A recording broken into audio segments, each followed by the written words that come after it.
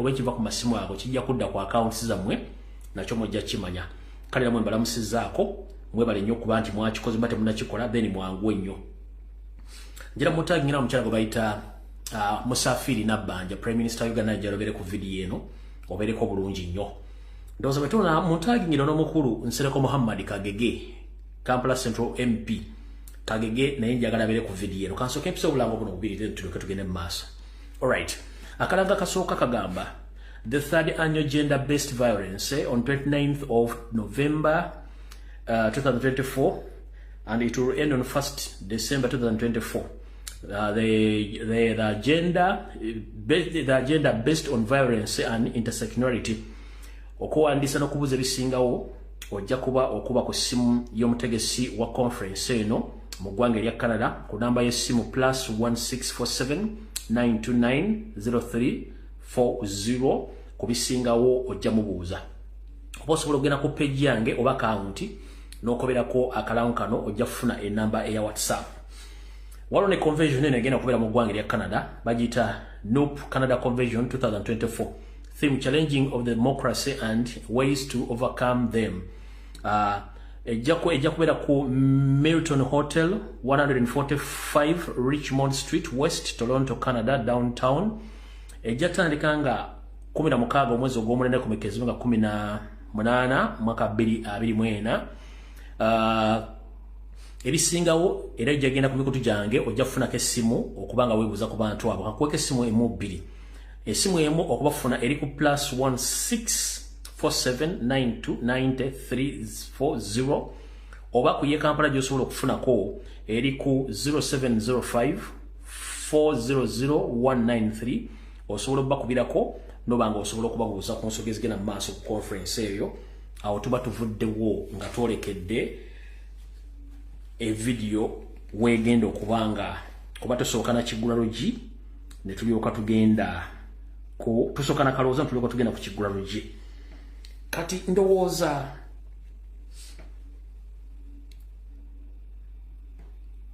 bannabyabufuzi mwenna abaagala enkyukakyuka mbatumiddeko n'abo abeebuzaabuza nga bafuka banaaba namwe mbatumiddeko nga mwe mwebuzaabuza in fact mwenna bannayuganda mu kaloozo ka leero njala kagenderya bonna bawooza nti ebyobufuzi tebinkwatako era gwe mu Uganda olinga omupangisa mukulu okutumiddeko oba oli mukyala oba oli mwami oba oli muvubuka oba oli mukadde oba oli munnaddiini oba oli musuubuzi oba oli munnabyanfuna mu kaloozo ka leero nkutumiddeko.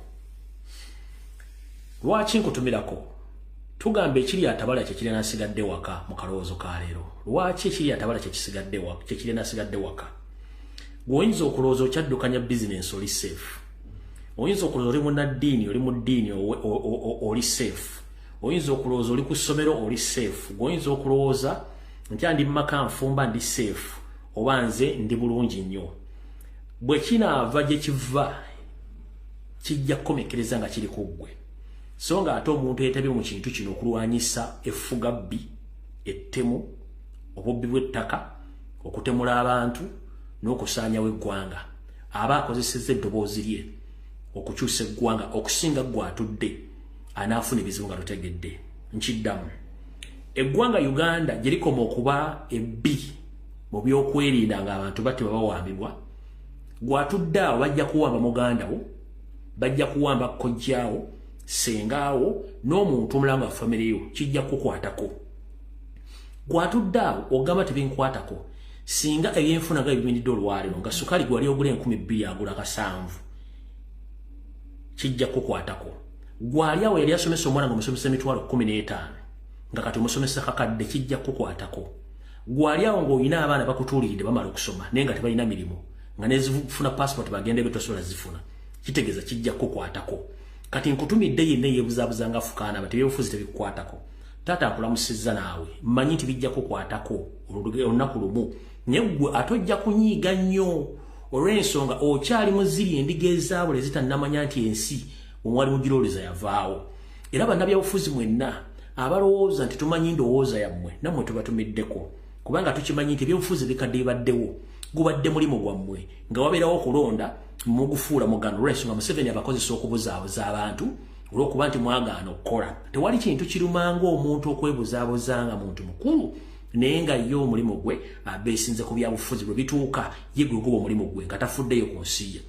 Otunuuliranga nnyo eggwanga lyo okusinga okutunulira ensimbi okubayita okulya eggi okwesulya omuwula. Ke kabadde akaloozo kaaliro katugenda ku kiggula luggi. Mbatumiddeko mwenna abanyumirwa ekiggula luggi mu buli vidiyo gyenkola. Ekiggula luggi kyaliro kino njala mukisale mukiteeke ku social media platform ez'enjawulo okuli TikTok, okuli Facebook, Snapchat n'endala. Noziga nokigabanya mu WhatsApp group ez'enjawulo. Ekiggula luggi kino leero ngenda kikolera basajja banne kuba nange ndi musajja sisobola kwejjamu. Naye abasajja tusudde obuvunaanyizibwa. Mu buvunaanyizibwa buno abasajja basinga obungi tufuniddemu ebizibu nkwebuzaabuzanga era bafuka banaaba. Kati ekiggula luggi kyaliro nkibaweerezza naddala mwenna abasajja abava e Kampala nga mwasula obuvunaanyizibwa ne mufuna visa ne mufuna passaporti ne mulinnya okujja mu diaspora. Naddala mu nsi omuli America, Canada, Bungereza n'ensi za Europe. Mwe kino ekiggula luggi kyaliro nkibaweerezza muwulirize bulungi. Basajja bannange mbalamusizaako mu kiggula luggi kyaliro kansube nti muli bulungi. Tukimanyi nti ebisoomooza bingi naye ate abasinga obungi mwesuleegwa naggamba. Buvunaanyizibwa bwo bw'ofunisa omukyala ettu okuba nti otwala obuvunaanyizibwa okulabirira ettu eyo n'ekinaalivaamu oba lituyita ezzadde. Naye abasajja mu Uganda basinga obungi tulina omuze nti bwe tumala okufunisa abakyala embuto tetuddamu kufaayo. Abafaayo gye baliiramu ebalira eddala.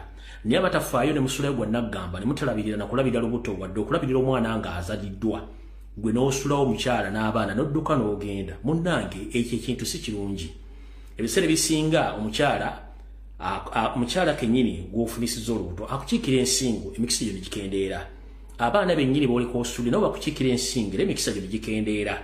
Gwoyinza okulooza nti abaana bato balina kye bakolako naye abaana bali bakiika ensingo olw'ensonga bagamba singa taata abaddewo naye era taata waffe y'ani. Lwaki tubonaabona nga ate tulina eyatuzaala. Kati mu mbeera eyo mu kiggula luggi kyaleero wenjagala nsooke enkulabule muganda wange omusajja nga tonnalinnya nnyonyi kutuuka mu Bulaaya gy'olaga. Wuliriza ebigambo bino. Kye bayita Bulaaya z'ensi ezaakola amateeka gaazo nga gakugira nnyo abakyala, abaana n'ebisolo era gaba obuyinza bungi nnyo okusinga ku bw'abasajja. Kati mwana mulenzi yenna ng'ova e Kampala ng'ogenda mu Bulaaya oba ng'oli mu Bulaaya nga kino baleeto kimanyika nkikujjukize. Buvunaanyizibwa bwo okukwana era kikkakatako okukwana mukazi yonna gw'oyagala provided nti ebinaava mu mukwana n'okwepiica onokkiriziganya nabyo era okubibeera ng'obirabirira mpaka lwe bituuka nabyo okwetakulira. Bye bitya. Muganda wange tekakutanda n'ova ewammwe e Kampala n'ojja mu diaspora n'ogamba nti ngenda kufuna omukazi Yesu ojja mufuna buli kkala gy'oyagala buli sayizi naye kakutanda omufunisa olubuto oleme kulabirira baana. Eno e Bulaaya waliwo kye bayita child support nga it is a must ng'olina okulabirira abaana b'ozadde mu mukazi oyo oba omwana bw'ozadde mu mukazi oyo. Bw'otamulabirira kiyinza okuviirako okufiiriza empapula zo okukomekereza ng'oli mu kkomera oba okufiirwa obulamu bwo bwonna nga tofudde naye obulamu bwo buno bufa mu ngeri etategerekeka. Kanyera kuga nga tonnasumulula zipu nga togenda kwetaawuluza wabula ng'ogenda kwepiica ofunisa omukazi olubuto. Manya nti waliwo kye bayita child support. Ezo ssente ezirabirira omukazi n'abaana zo tteeka oyina ozisasula oba togenda zisasula sibako zipuyo oba weegeme oba nga tozaala. Otherwise abasinga obungi mujja kukomekereza mu makomera, abasinga obungi Bulaaya egenda balema, abasinga obungi ojja kukola ensimbi zonna ze wali okoze zonna zisigale mu Bulaaya ng'olabirira mukazi n'abaana. Kati njala bategeeza mwenna baganda bange ng'oli mu diaspora ng'obadde tokimanyi omwana kye bayita okuzaala omwana oba ozadde ku makamberengo oba kaakasooli buulya buli kaseera naye nkulabula gwavudde e Kampala ng'olina famire empala yo zipu gisiba oginyweze ofokasinge ku mirimu egyakuleeta olabire famire ye Kampala. Togeza ne weetanda n'osumula zipu n'ofuna omukazi n'omuzalamu omwana ab'e Kampala bojja kuba basiimudde ku lubaawo nga tebakyasobola kutegeera dde okulabako basafalinge ng'ate ono weena kutayi n'omwana omu akujja mu biseera zonna z'ayagala. Kati njala bategeeza baganda bange ng'oli musajja mukulu ng'otegeera ekintu kye bayita okufunisa omukazi olubuto ebulaaya kyatabbu nnyo olw'ensonga nti oba tosobole kumaliriza buvunaanyizibwa okulabirira mukazi oyo na lubuto na mwana mpaka lwanaatandika okukola boyi nkuwagaabuwa abakazi b'omu diaspora mbeesonyiwe kabeere kaddugala kabeere muzungu kabeere muyindi kabeere ani kasitanga wali mu ggwanga lya America, Canada, Bungereza, Europe n'ensi endala ezirina amateeka mwesonyiwe balabe edduka otherwise kyebayita child support kiyinza okukuleetera obuzibu n'otuuka okwejjusa lwaki wajjamu empale mu dakiika 5 n'ofuna ekintu ekiyinza okukosa emyaka gyo gyonna bw'oba ovudde Kampala bw'olina family focus in your family girabirire ate ekirala eno mu diaspora ng'ogenda okukwana omukazi wa munnayuganda basi munnayuganda wamuzungu basi muzungu eno teriiyo ezo mboozi zammwe simanyi extended family nsimanyi navudde e Kampala nayo senga wakojja mugwanda wakosa neighbor ebyo tebiriiyo focus ebeera ku mukazi wo na mwana wo ebisigadde omukazi gwoba wasiza oba akuwasiza tayagala akumanya who the hell are you simanyi nabajjajja bali musanvu no focus ebeera ku ye mwana na mukazi tombuli ambo ate jajja simanyi jajja yadda anywa obuugi n'anywera mu jjiiko no it's none of their business simanyi senga wejindi ate it's none of his or her business tayagala kumanya sente z'okola zonna zirabirira mukazi na family na mukazi na mwana oba gwe na mukazi ola n'emmere mu diaspora kati kyombo temukimanyi mu bajja bazunga mu diaspora emmere gye mulya ebeera ku budget era ng'obojja n'okyaza omugenyi wo nga tali ku budget mu budget gye mwategekedde ol responsible omugulira emmere gy'agenda okulya kubanga tiyabadde ku budget kati mukitegere mwenda abantu abaagala okujiibula ddala abasajja mubeere beetegefu okuba nti ebizibu ebyo musobola obisiŋŋaana ne mubalibaliza bulungi nnyo naye togeza n'ojjamu empale nga togenda kufuka n'okwana omukazi n'omufunisa olubuto nti ogenda kugumazambiro nedda ebulaya teri bugumazambiro ne ku mulimu n'oboga nti mufunisiza olubuto nvudde mu Arua ndufunisiza mu Arua kangende embala ntule bajja kufuna n'embala ne bono bogenze ku booda ya Uganda ne Rwanda eno nkuwa kizampo bajja kufuna kubanga mu system mwoli bamanyi buli kimu kyokola ojja zisasula oyagala oba toyagala so no mbategeeza mwegendeza abave bulaya abave mu Uganda nga mugende bulaya n'abali bulanga mbatte mukimanye mwegendeze nnyo kye bayita omukazi ng'omufunisiza olubuto okulabirira omwana mwegendereze nnyo ekyo mukitegedde bulungi sijja kwongera ku bisinga tubagambye ne muganya okola ki obitegeera ekyokubiri nga nfundikira ekigulalo gikyaleero gino emize gye tulina e Kampala ffe bakaddugala twagimanyiira nti anytime osobola okwepiica it is okay naye mu bazungu okwepiica omukazi baba tali mu modu za kwepiica n'omukaka etteeka lisoma oba kasitaakuwabira etteeka lisoma oba omukutte ate omusango okukwata omukazi e Bulaaya gubanga gwa mmada kitegeeza kaba kakuweddeko kati mugende nga mumanyi bulungi nnyo n'emitwe gyammwe gino ate n'abantu bambalanga bye balaba onojja amaddugo n'ogajja e Kampala bire mukwana neno n'okutuukira omukazi n'omutunira eye to eye contact n'omulemezaako amaaso guyinza okuviiramu omuzibu omusango so mwegendeze nnyo abantu abava e Kampala nga mujja mu diaspora kubanga bakati muli bangi nnyo ebintu bingi kale ndowooza ekigulalo gikikomyawo njala tutandika vidiyo eya leero naye nga mbatumiddeko mwena abasajja abalabirira abaana abalera family zaabwe ne bakyala bammwe be mwaleka e Kampala ne bemusanze mu nsi z'abazungu mwebale kukola kintu ekyo mwebale kubeera babuvunaanyizibwa nabo batalabirira muzuukuke kubanga omusajja yenna bubeera buvunaanyizibwa bw'oba tolina buvunaanyizibwa kitegeeza toli musajja kimala omusajja si maanyi ga mbuliri nedda omusajja buvunaanyizibwa nkiddamu kibayita omusajja si kanyama si six pack si ki oba maanyi ga mbuliri no kibayita omusajja kwe kutwala obuvunaanyizibwa bwe kituyita responsibilities kyekikufuula omusajja bw'oba totuukiza buvunaanyizibwa bwo ng'omusajja kitegeeza toli musajja oli kisajjasajja mu miti obeera settaala do you copy that oba obeera mupaapaali kale awo tuvuddewo tugenza ku firimu eyatuleese ekisookera ddala kansubire nti Mathias Mpuuga Nsamba atuuse ne banne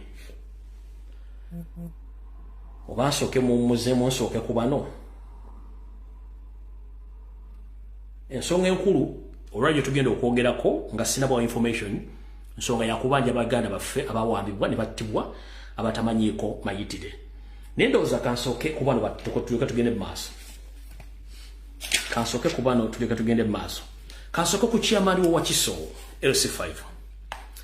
Mwenna abatuuze n'abalonzi ba Wakiso district timbala musizaako gye musinzira okulabira akatambi kano kasubenti muli bulungi.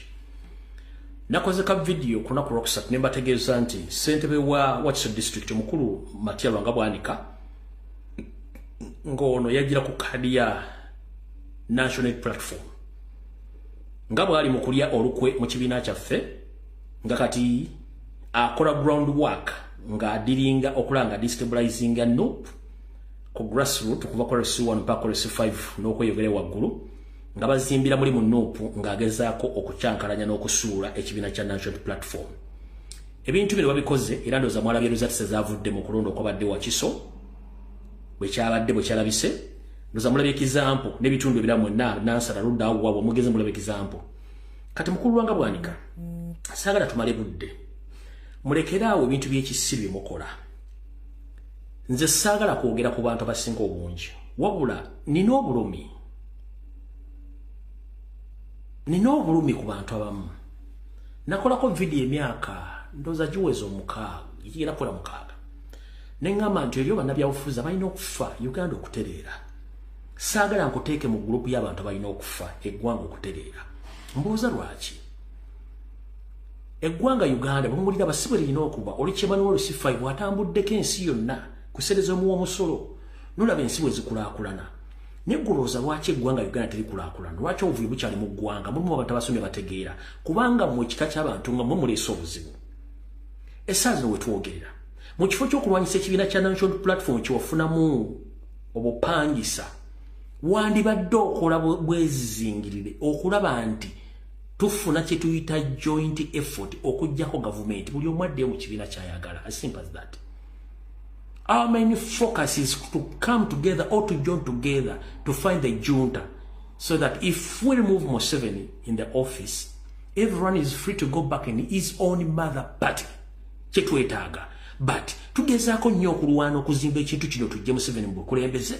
Mwate mukola nnyo okulemeza Museveni mu bukulembeze nga mwononya structure, mugula structure, mukozesa ssente, mulwana buli muntu yenna ayogera ebintu by'amazima. Kiki mwagala? Matyalo nga bwanika mwagala ki? Mwagala ki? Kansooke nkubuuze. Wali mu kibiina kya Democratic Party nange kye nalimu. Ne muvaawo ne mukola DP block. Nefa. Bwe mala okufa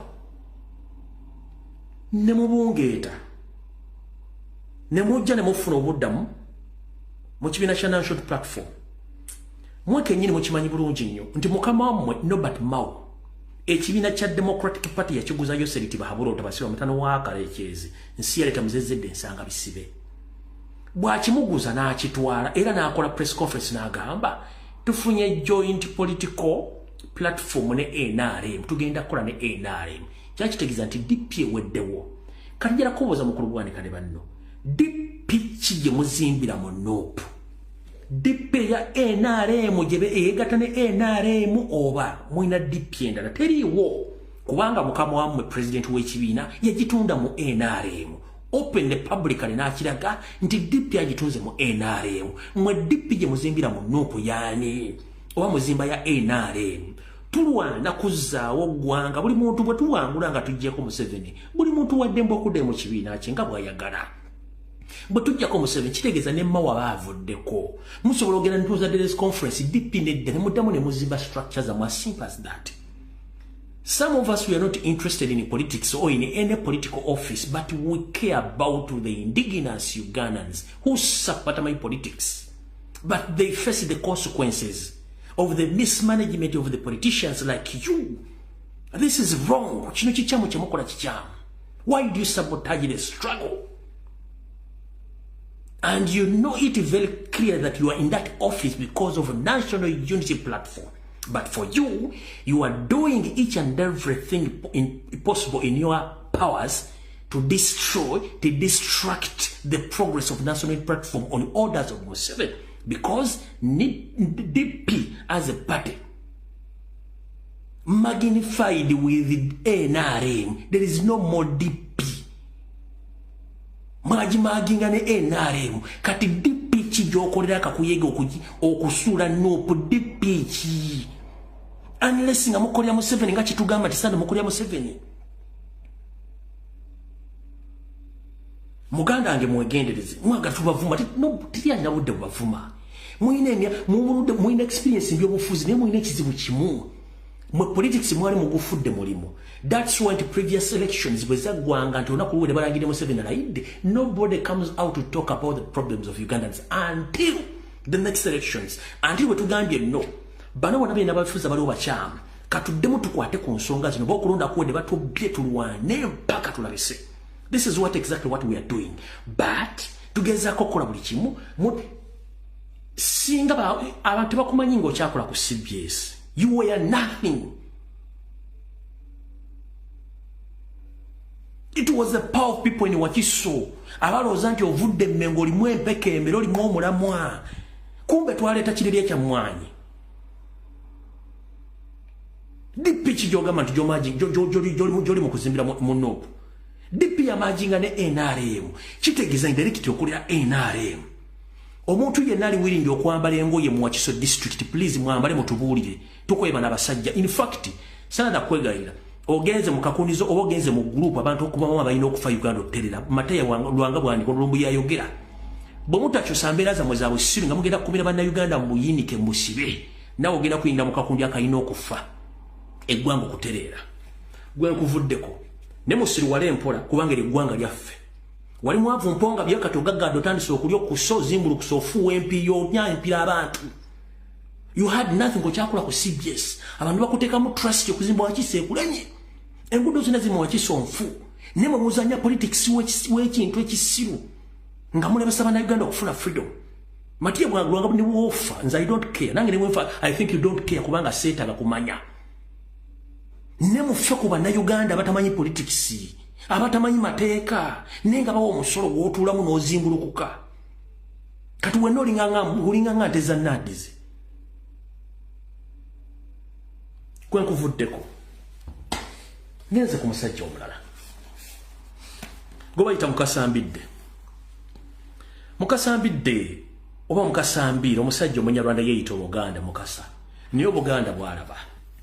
Notuni omusajja ayine ebirevu ayine ebisige bulinganga ebyembizi ennume kimemesa balavu. Nabuno bukyano oba osala bulinganga obwa munabagocha. Notandika okwogera oluzungu olutoppe ne mu dictionary otali yuko kubuzaabuza abantu kubanga temwagala nsi yammwe. Nakuulidde ng'ojja oyogera bitakwatagana ng'empale za Mukama Museveni Munyarwanda munno. Musimanyi tewali kibiina kisobola kutola byabufuzi tokufuna buyinza nga kibeesinze mu kusooka kuzimba kitebe mukulu. Tetulowooza kyekimu tulina enjawulo. Ekibiina kye watandika bakiyita Democratic Party. Okujjako ng'ekigambo democracy kyotamanyi. But if it comes to democracy, DP ekigambo bakiyita Democratic Party. Kyekimu ku party ezibitudde mu Uganda nga ziri democratic. Tebakwata muntu tebakuba matuluyi bakozesa democracy. As well, no tugoberere ko lyerimu. Ate ebintu bye twakakola myaka 3 bisinga bimukoledde emyaka 5. Kubanga mu system ya babandi ebyofuzi bijja mulyambuline mugenda. Kati mukulu gyakotegeeza. Gwe kenyenjera public emanye nti oli musajja Munyarwanda ng'olina dual citizenship obutuze bwa mirundi 2 obwe Rwanda n'obwe Uganda ate era oli mbega. Tulina mwanyinafu omukyalo Muganda Susan Betty oba ye mukyala Betty oba yali Betty nam Betty beya birime omukazi gwe wakwala Muganda yali mukyala mulimi nagezaako nnyo okuteeka Museveni ku nninga ku nsonga z'abalimi okwetola eggwanga lyonna.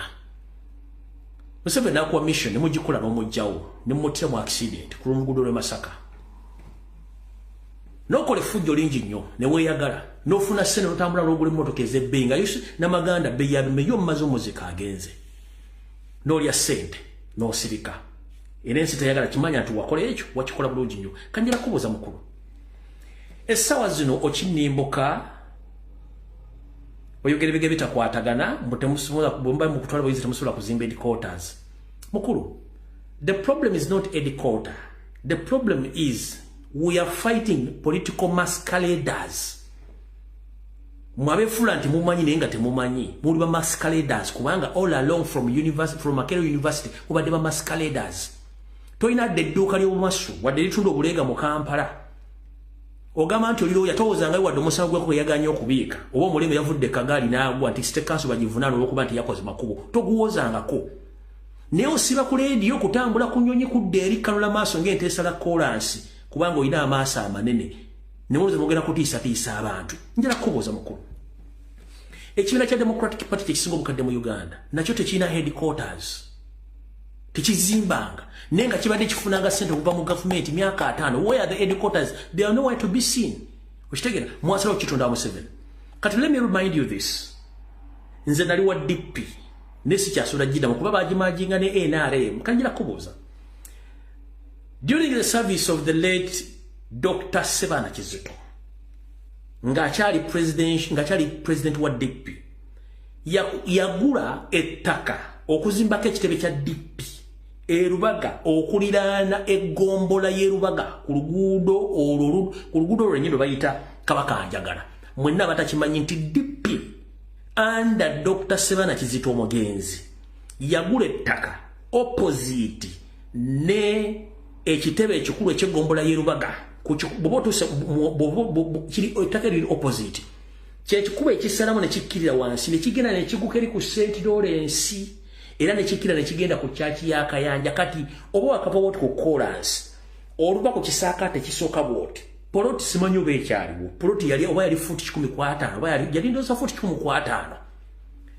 Dr. Sebana Kizito aleka agiguze nga ya DP naliwo okubagironkinga nejinja nelisimbibwa. Siri sure nti poloti yekyaliwo nengo oli mukulembeze mu Democratic Party. What happened to the headquarters?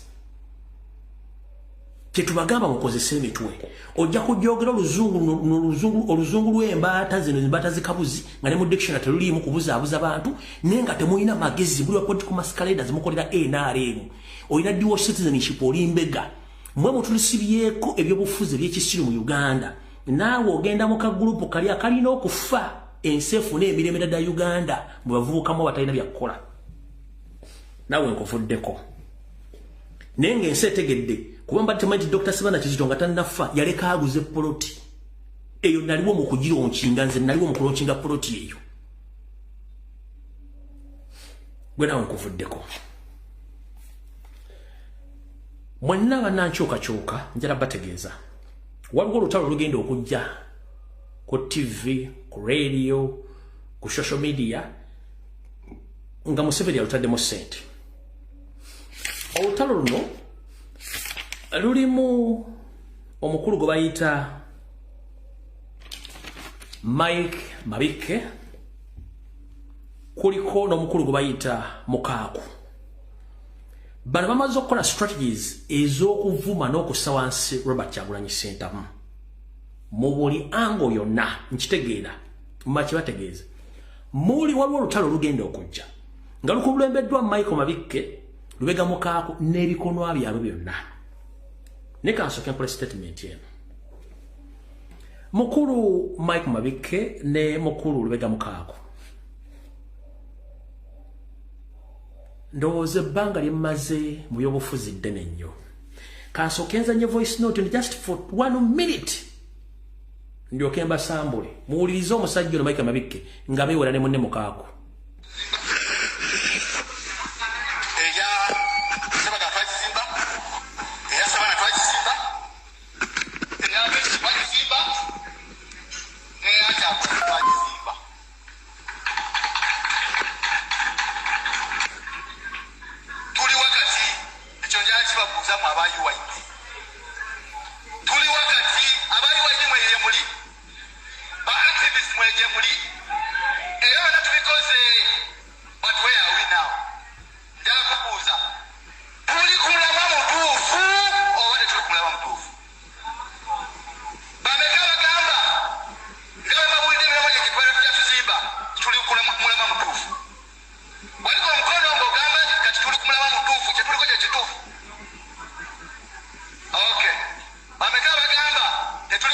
mutuufu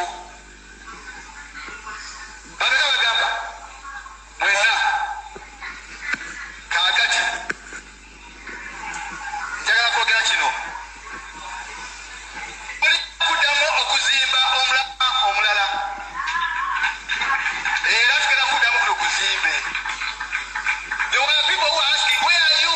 You are silent. We saw you in Nakani. Now we are not here. We don't see you. Now we are back. We are here.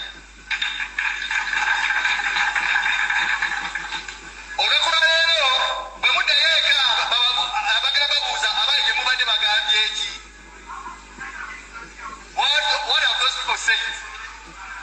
Ababuuza mu bagambe obusajja bugambye nga bwe bwadde bujja buzimbe emiramwa kulamwa kaakati ate kukomyewo n'omulamwa kula. Tulina obudde butono nnyo. Mukulu Mike Mabike ne munno Samuel Watervega mwayimpawaliranga ekufulu eziggala kabuyonjo za Kampala City Council ezitakyayonjebwa njala babikira n'okubategeeza omwe muzungiranga measles nga temuyinaako watufuwe mugwa ogambye nti mwazimba DP eyasibana Kizito gwe DP n'awaani mukulu gwe ekibiina kya DP n'awaani mukulu ku kyo ogambye mwazimba FDC abesigye ne musimba besigye gwe ne besigye ani mukulu by'obufuzi ogambye mwajje ne muzimbye ne people plan eno mukulu. For your information kansoke mbategeeza Mike Mabike mwava mu Emakere University ne mujjanga muri mu UID ne musigala mu UID nga ne mu DP wabo temusobola gendayo. This is on record. Ne mutandika okuzanya ne government nga muli assete za government mwe mu bantu batalina mirimu temulina job specification muli awo muzunga buzunzi kati kansoke mbagambe Mike Mabike n'akabinja kammwe n'ono musajja mugundi bagamba temuzimbanga kono the people power ekigambo bakiyita people power. The first article in the constitution, power belongs to people. Amaanyi gali eri bantu kati goba toli maanyi g'abantu oli ki era gogamba nti mwazimba kikyoyimiriddeko mwoli omukulembeze kibiina kye mwazimba mwoli omukulembeze mbulira kibiina kye mwazimba ng'olimu omukulembeze munupu toli mukulembeze. The same applies to Mukako temuli bakulembeze. UID muhagiremwa DP ne mugiremwa reform agenda nebalema kati kike mwagala right now nupu bwe yazimbye ekitebe ne muzimbe emitima ne wa mission okujja kuba no na yanga temunajja kwasamirira bakulu mbalabusizza mbagambye bwenti mu byabufuzi abavuka ba UID DP bloka muli nswera zikirungube zitya enswera kirungube ewunyiriza buli ewali ekintu kyonna nejja n'ekituulako bw'otagigobe bikawo amagi kati enswera ezo bwe zijja okuwunyiriza ekintu ye mbadde muvale muva mu FDC ne mujja mu DP ne mukola DP nga mujja muwunyiriza wali omusinde gw'ebyobufuzi buli we mbadde mutuuka nga bayonjezzaawo nga mudduka mufuuka against ekintu ekyo kye mugamba mwakibeeramu. Kati let me tell you this, temutandikangako people power fe twagitandika banegade batandika people power temutandikangako nope bantu batandika nope so temwina imwe kwasiza nti mwatandika Kyagulanyi no. And this is to inform the public. Robert Kyagulanyi Center muyagenda mu kibiina kya Forum Democratic Change nasaba kadi esimbe ku kadi ya FDC ne bajimumba. Robert Kyagulanyi Center muyagenda mu Democratic Party asabe kadi esimbe ku bombe ba parliament ne bajimumba ba DP. Nagamba no kanzija independent.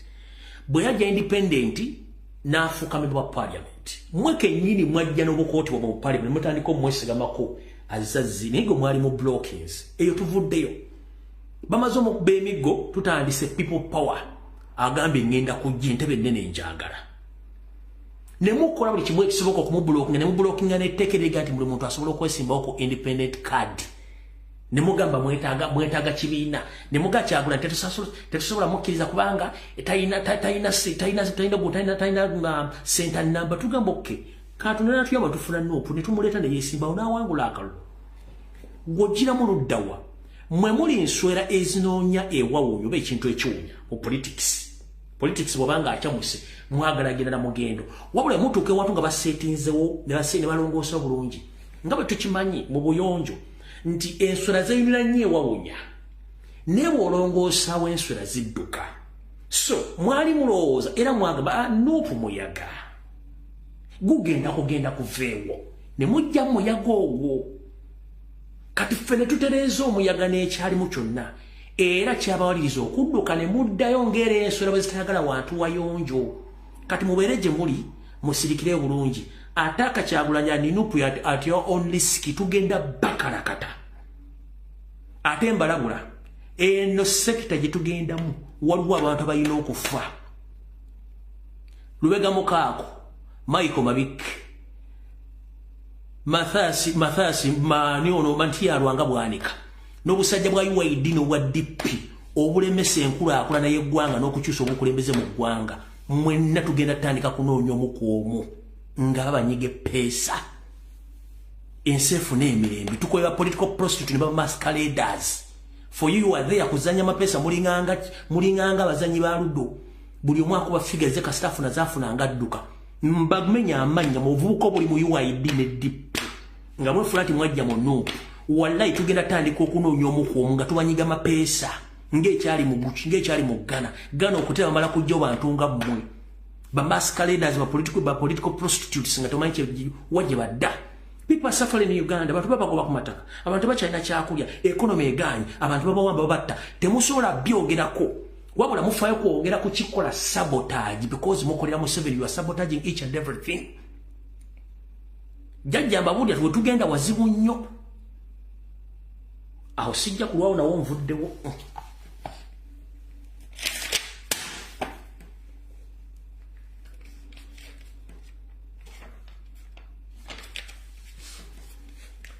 Kasooke nsimbe wakati awo okusookera ddala ntandikidde mu Gia munaasonyiwa naye njagala mwendaba na Uganda tusabire nnyo tusooke tuteeke politics aside tujje ebyobufuzi tukasubisiteeke aside buli muntu yenna saagala tuwoze nti olwatta ssebo nalumanya wakolawo ki ekituufu kiri nti muganda affe Honorable Segirinya Muhammadi bambi embeera yembi alina essimu ye asobola omukubira asobola okwogera n'omuntu amuliko bambi musabire nnyo Segirinya era byasobola omutuukako amutuukeko abali mu Uganda n'abali mu diaspora ekituufu omusajja embeera yembi tusooke tujje ebyobufuzi byonna tuze ekifaananyi ky'omuntu nga ye tusooke tusangule ekifaananyi ky'ebyobufuzi byonna kisangule tukiteeke ebbali tuze ekifaananyi kya Segirinya ng'omuntu Munnayuganda munnaffe tumusabire embeera yembi ngenda kukubira omulango gutakungula ekibiina kya National Platform n'obukulembeze bwakyo mwenna n'abaagala eggwanga Uganda mu mirembe gyalyo please muteeke gavumenti ku nninga muteeke parliament ku nninga muganda ffe afulumizibwe agenda afuna obujjanjabi kubanga embeera si nnungi ekituufu kiri nti Segirinya bambya politics aside nedda tusooke tuteeke ekifaananyi kya politics tukimuggyeko is not a politician tumuzze ku kifaananyi ky'omuntu ng'omuntu kuba tusooke tusangule ekifaananyi ky'ebyobufuzi Segirinya mu byabufuzi no tudde ku kifaananyi ky'omuntu ng'omuntu kubanga si buli agenda ogamba nti rest in peace abadde akwagala oba agenda okuzika oba okuzikirako abadde akwagala no mbasaba n'obuwombefu please we mobilize abamuwessaala abamukubira essimu n'abasobola okuteeka force ku parliamenti Segirinya addizibwe passport ye asobole okufuluma eggwanga addemu ajja mbasaba busabi kino nkisabye si kya politics no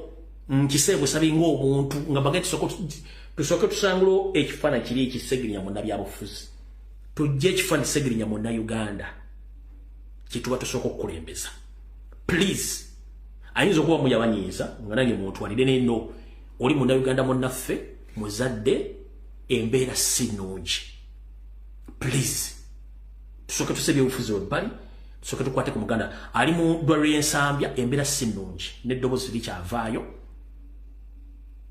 yenna agwawo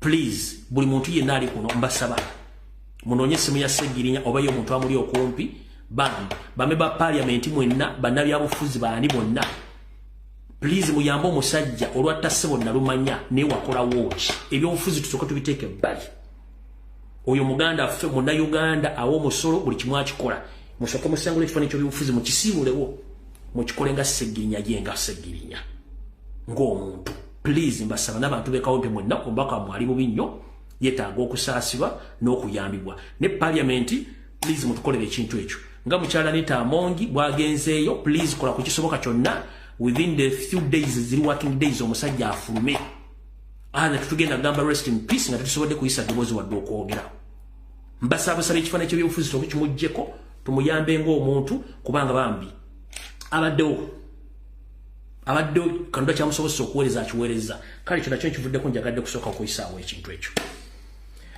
Alright, katugendera abantu bwe tumaliza kano ka message then tulyoke tukole ki? Kati Mathias Mpuga Nsamba ne bammemba ba National Platform bonna n'abafuula nti b'oludda oluvuganya mbalamusizzaako mu kye baliko gye mutuusaako engalo. Njagala muwulirize obubaka bwange buno bulungi nnyo. Olw'ennaku z'omwezi ziri 10 omwezi ogw'Okumu omwaka 2023 eggwanga Uganda libataddeko amaaso. Bino ebyobufuzi bya njawulo nnyo ku biri bye mubaddemu emabega nga ebyobufuzi biggwa buli omu asirika n'agenda nga tewali social media platforms abantu kubasobola okubaddiramu n'okubalaga obutali bumativu. Tumaze ebbanga tubanja bannayuganda abaawambibwa n'abattibwa mu struggle. Mujjukire nti abaana abo n'abakyala abaawambibwa n'abattibwa bye babayirawo mu by'okutuuka mu ofiisi ze mulimu. Bw'ofunira omugaati gw'otwalira abaana bo, emmotoka ey'ebbeeyi erimu SC, ssente z'okwata n'ogenda ne weepiica n'okulamba byoyagala oba n'owaako n'abantu bo zasinzira ku maanyi g'abavubuka n'abakyala n'abaana abatamanyikiddwako maziika wa gye bali n'abattibwa n'abaawambibwa. Okusookera ddala nzaakola obulungi mu nsima nabeebaza luli nga mukoze ekintu ky'okuva mu parliament to demand all political prisoners n'abaakidinappingwa gye bali. Naye olwaleero njala bagamba nina okwemulugunya kwange bassebo mwafuluma parliament ne mwekandaga ne mugamba until nga government eproducinze kibalama n'abantu abalala baawambibwa ogwali omulimu munene nnyo. Naye government y'emu eyabawamba n'ebatta nga nabbanja prime minister n'akonfaminga nti babalina kyokka nga tabalina gye bali. Gye mwatuddemu kafuubo mu parliament ne mukkiriziganya nti mugenda kuddayo mu ssetteeserezo nti gavumenti eteekwa okunoonyereza. Tetwagala mutufuule balalu nti oba mumutula bakamba tumutuyita nte no tetuli balalu. Mathias Mpuga Nsamba ne baba parliament bonna ba National Platform tugenda basaba ngayo mwafuluma parliament nga mwagala abantu bakole ki babaleete. Teba member parliament yenna wa National Platform adda mu parliament eyo nga government terese mwana wadde mulema oba waliiso limu oba wattulu bamale baproducinga. Fair to do so mujja kwa mweyamanda mu mbogo kino kibabuulira. Teri member parliament wa National Platform akkirizibwa kudda mu parliament nga abakibalama ne banne abalala bawambibwa tebakomeze tebaleeteddwa mu parliament oba mu public kubalabako. Mujja kuba kye mwakola kwe kwoza n'oyanika mu ttaka. Nkiddamu. Crocs najja n'enkola video. Ne mbagamba nti Mathias Mpuga Nsamba akoze swap deal ne government ne bakkiriza nti bagenda kudda mu parliament if parliament government ekola investigation. Teri investigations bagenda kukola. We have been demanding our comrades almost for 2.5 years. We don't get any kind of results. So you think Mr. Mathias Mpuga Nsamba and your congregation that within the period of the time which was given, those people are going to be produced? No, because it's the government controlling all the prisons and torture chambers across the country. So there is no as to why that you agree with those people. Let them produce our comrades. If not so, let no one among the NUP MPs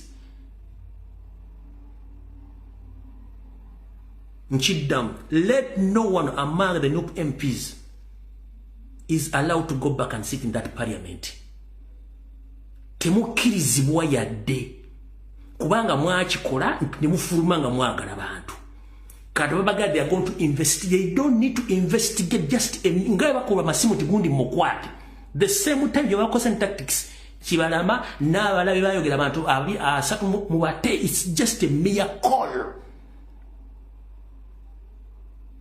Bakwa Masimu Tigunde Gundi Makwati. The same tactics of Bakosa, Bakwa Masimu Tigunde Gunde, Bibanja Muate. As simple as Terry could Damukwe was Abuzanga Fukana and Tigonamaz.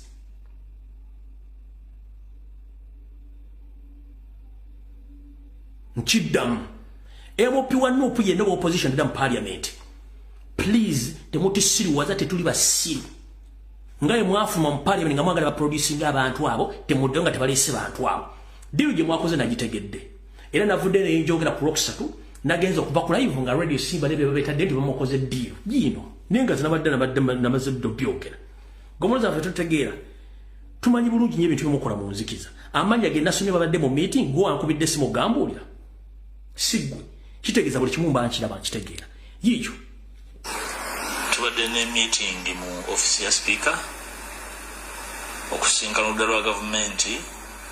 Timu yange baddemu Nabiwoobe mu Uganda, Honorable Jonathan Odul, omubaka wa Ekute County, ne Honorable Asumani basalirwa. Timu ya gavumenti ekulembeddwa General Jim Muhwezi ngebaddeko General David Muhozi ne Honorable Oboth. Ensonga ya Sita Speaker abakulu abunaffe n'atuyita kugezaawo okusala empenda wana bokutunyonyange gye bagezaako okumalawo akatubagiro akali mu parliament olw'ensonga ze twaleeta, abantu ababuzibwawo, abantu ababulijjo abali mu kkooti z'amagye. Abakulu bano bategeeza Speaker naffe ne batutegeeza nti beetegefu okujja mu parliament okwenyonnyolako ku buli nsonga, okunyonnyolako ku buli muntu yabuzibwawo, okunyonyola ku nsonga endala nga bwe twazirambika. Naye ffe ensonga yaffe esigadde nti tujja kudda mu parliament nga beetegese okunyonnyola. Era olunaku lwe banaagamba nti beetegefu okunyonnyola tujja kuddayo mu parliament. Ekirala mukulu teri kudda mu parliament kunnyonnyola, twagala bantu baffe. There is no any kind of explanation because we are tired of explanations. These people, they take time and they call their security agents to go and pick our supporters or to pick our friends. Let them use the same tactics of calling to call all torture chambers and prisons to release our people. If not so, no negotiations, no talking, not go back in the parliament. Kati njala nasoka tegeze gwanga. Nalongo solo gate. Nkuisa mirundi mekanita amongi. Erinye pia Erianita Amongi, Speaker of Parliament, in Nalongo Solo Gate. Nalongo Solo Gate.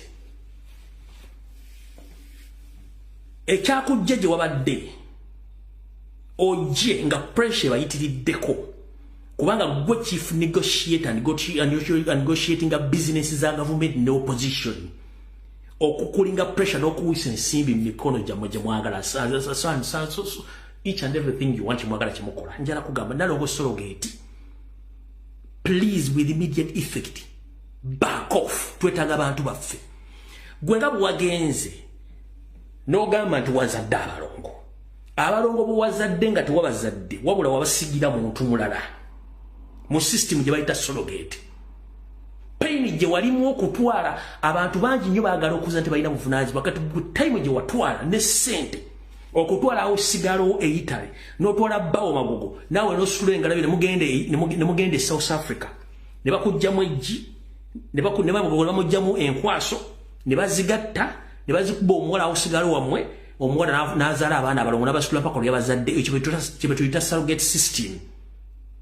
Anita Amongi bamugjamu amagi ne bajjako ne magogo amazzi ne bagende South Africa na usigalo olwo amazzi ago awusigalo nafuna olubuto olw'abalongo ne balunteekamu kwe kuzaala abalongo abo ntatosindikanga ku baana.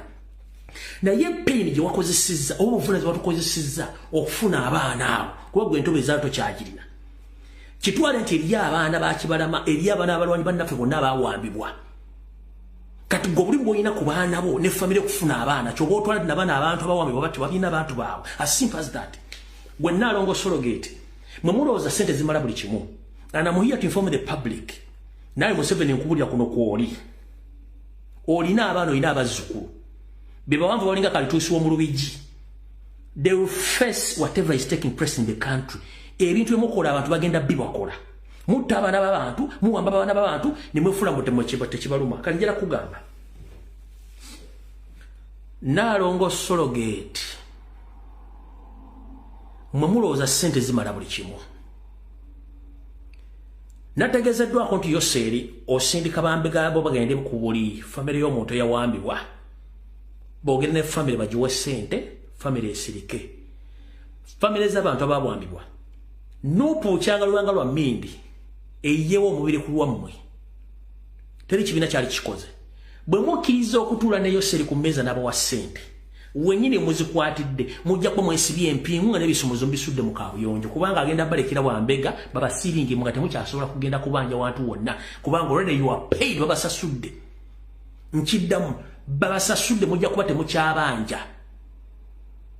So Nalongo Sologate the negotiator ovunanzi watu togenda okuzalya amagogo abaana ab'empogola abalogwa bampogola kuba bate babasibye mu muki baba tebasibye mu mbogwa mbera abalogwa bampogola. So Nalongo Mpogola Sologate Anita Amongi wabusiro mukozesa nga muloza temugenda kukozesa sente to silence each and every one. That is nonsense. Twetaaga abantu baffe omuloza okutta is a solution for each and everything. Politics is all about ideas. Whoever has better ideas from other party, he takes it all. Nebuli muntu navaayo kwagala nti yayina kufa oyo tayogera. What kind of nonsense is this? Gwe Nalongo Sologate Anita Amongi Mpogola azaala balonga b'empogola muleke tusiriwaddako nono munamuno mpuga. Nabagamba nti bwolabanga akaana akabateeka kola mirimu nga kali staboni nnyo waka nkakola emirimu manya nti konoona. Mpuga all along abadde silent nga n'akabinja katibana kye bakola.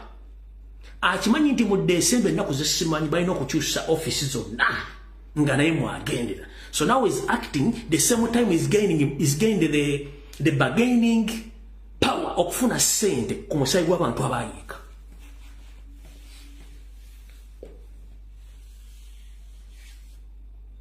So Nalongo Sologate goyinza okuloza nti gwosinga otegera mu Uganda buli kintu kyo kyonna kiri fake okuva ku mubiri ombiri wali black n'ogukyusa kati olina magoya.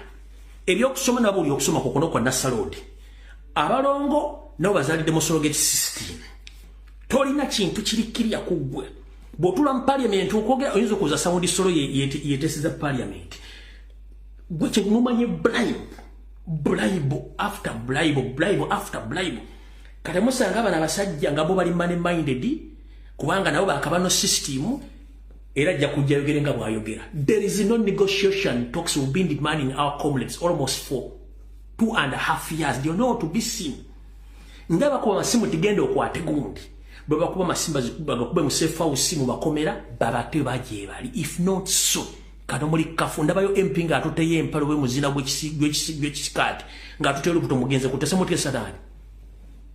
No negotiation. Twagala abantu baffe tetwagala sente tetwagala kuteesa bakuwa masimu tigundi mukwate bwe bakuba essimu babate kyetwagala so si sente kuteesa. No negotiations. Nalongo Sologate weewumuzeeko. Nalongo Sologate Anita Amongi Mpogola kubanga balongo ba Mpogola tebadde mukwe kodo baana babo zo mukitegedde bulungi mubanyulire ekigambo Sologate mukitegedde tazalanga ko balongo wabula balongo babe yakikola atya emyaka gyalimu gyakulonda maji tasobola kuzaala bagenda mbazungu n'omutestinga nga kyalina amaji ng'alina kufuna muntu alina musitulira baana mu lubuto n'akwata bbawe magogo naye kenyini ne bagenda e South Africa magogo ne bamugjamu enkwaso Anita Amongi ne bamugjamu ejji ne bagatta amaji ga Anita Amongi n'enkwaso yono magogo ne babigatta ne bakuba omwana awo sigalo olubuto n'alufuna ne bakomyawo embuzi yabwe Kampala n'ekuuma olubuto mpaka embuzi lwe yazadde kati abaana ba magogo n'Anita Amongi ekintu kya Sologate system nenga sente empitirivu. Kati bayinza okugamba nti Anita Amongi ayonsa. Yes. Waliwo empisa okwetola ensi yonna zibasobola okuba omukazi ne zimuleeta hormones system n'ekyuka n'abanga eyazadde era n'amabeere ne gajja n'asobola n'okuyonsa. Eyo empiso gyeri but eri too expensive.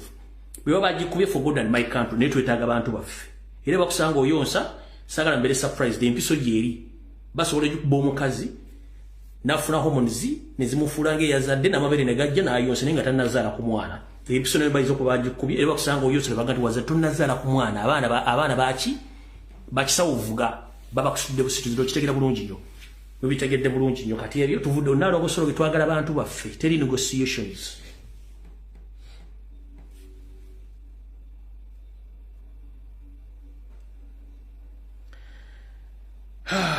awo tuvuddewo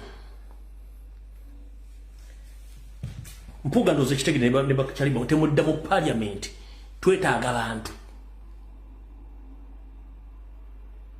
bwe bakwata bajja kukwata omulala ajja kukwata omulala it's a routine kino kibaddewo nga tetusobola kyogerako olala Museveni abadde awamba abantu ng'abatta since 1955 66 mpaka 80s azatta abantu ng'abawamba mpaka fotogabiro tujja byogera mubatyo byogera tujja byogera kati awo nvuddewo mpuga ne bando mwetereze nze natera okutama simu mbagenda kuwa abantu dakiika na mutaano waliwo omukulu ono omanyinze kasitanjogera ku nsonga waliwo omukulu ono bamuyita mukulu Andrew Musaasizi omwami ono ye nannyini kampuni bayita Mulia Millers esangibwa Neteete ku bitaala ng'odda ku luguudo oludda e Nakawuka omukulu ono wakabano manikola ku video kuli bajajjekuwa navayo nenkwanika butya bwe mussa ebiweke ebyobutuwa nembi mixing mmere y'abasibe emmere ligino ne mugitunda ku black market nga mukozesa system ya government eya police n'amagye ne prisons tokomyoko wefudde mugezi nnyo bwe nakuba wali ku kampuni ko Nateete n'okyusa emmere n'ogidda kati mugitwala mugitabulira Busega ku dome okuliraana ewa Samona eje mutwale na kuzina motoka za prison je zitwala ne zilete emmere entuufu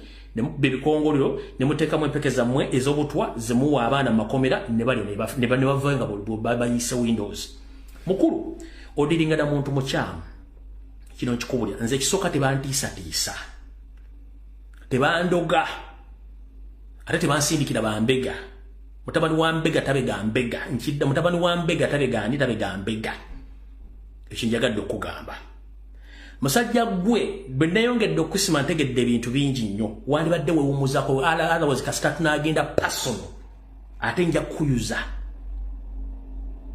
mumwina mission ine kusuba naganda zibatamanyi nti mutta basajja baganda mubamaze onugula tunoonya abasajja n'abakazi abaganda tebaliiwo wabula mwenkweze nga bayita Musaasizi nga nkweze ng'oli baakabano temugenda kutta baganda tusirike tujja kwogera kati mukulu kampuni ye wagitandika Mulia Millers mwagitandika ne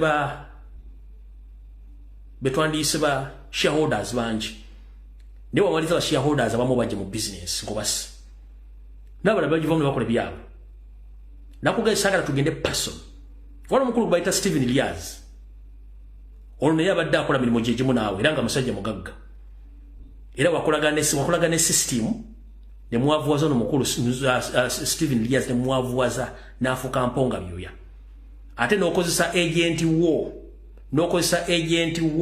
gwebayita Sentongo okwefuula nti ate yagula nga ate gwogula n'ogula emmotoka za Stephen Elias n'ogula faamu ye eri mu Kisembi n'amataka na buli kimu wamulekera bulamu tewavooko njagala public emanye baani abali mu lukwe olw'okusaanyawo omusajja omulala ya supply nga ya supplying emmere mu government gwe bayitanga Tito gwe kennyini wayita mu mikwese gya government n'oyita mu basajja ba government ne musaanyawo Tito gwe baakubira amasasi ku Sunset Nateete ebisana tuku ono yali akolaga n'omugezi Nobo Mayombo nga bakola deals z'okusuplyinga obuwunga gwe kennyini bw'olaba nga ono yakulemesezza n'okolagana abasajja basasini mu government ne mutta omusajja oyo Tito gomwatira ku Sunset Nateete emisana tuku n'amuba amasasi n'afa kubanga yali adiringa ne Nobo Mayombo ne mutwala buli kimu na kyalina kati taddanga agule kati go supplying emmere mu amisomu simanyi ani mwe mukola nenga bano wazo bajjawo kubanga Tito ne yali akolagana omugenzi Nobo Mayombo nga ye bwomu ku suppliers nene omujjawo kubanga bwe yagala kola business mukulu wegendereze sagala agenda personal kuba n'ebintu bingi nnyo.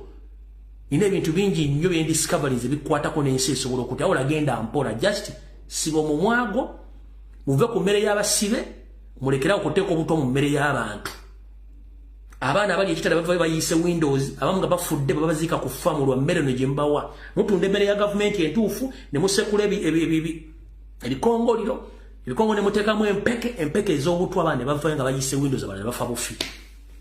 Naye ngowooza nti gwe musaasize Andrew kumbe basajja bakabana muli basajja banyarwanda. Watch out, saagala tugende personal kubanga bwe nadda ku personal nenyingira ne mukazi woyo omutogo wakasooka okufuna nga naye wakabano tujja kubeera bubi nnyo. Kubagoloza tuli mu government oli w'amaanyi nnyo okulaga n'abasajja n'emisango tekisobola kusinga. Tujja genda personal. Nkuba Museveni ate kati nga guleta kikongoliro. Mutta Abaganda bonna basinga obungi bafiiridde mu makomera. Kuba babateekawo kusapulainga mmere erimu butwa mutta abantu ffe tusirike. Gwe mukulu Andrew Musaasizi owa Mulya Miraze Natete. Bw'oba oyagala tugende personal tujja genda personal ate nja kukwabya bubi nnyo bwe tunaagenda personal. Nsobola okuyingira ne mu nnyoko yennyini paka nentuuka ne ku maama ne ku taatawo ne ku baganda bonna ne mbatuukako ne nkuleetera ne footage waabwe na wawe bali and how the way they looks. Nsobola okutuuka kati ne nkugenda okuva ku kigere mpaka ku kagera akasembayo bw'oba kyoyagala. Mu family mukyalimu omuntu ategeera bonna bayiika Windows kubanga akozesa majini n'obasaanyaawo kubanga oyagala ssente. Bonna tekuli ategeera. Nja kukuleeta ebifaananyi ne footage yenna nkukuba oyiike. Gwadooza nti okukyusa location nedde n'okuseera na Samona gye muba mutabulira emmere ngene mudduseyo gye muteera obutwa mu mmere Natete. Siitegeere. Kati gwe mukulu. Genda mpola. Temujja kutta abasajja n'abakazi baganda mbamale mu Buganda olw'okuba oyita Andrew Musazi buli musajja munyarwanda.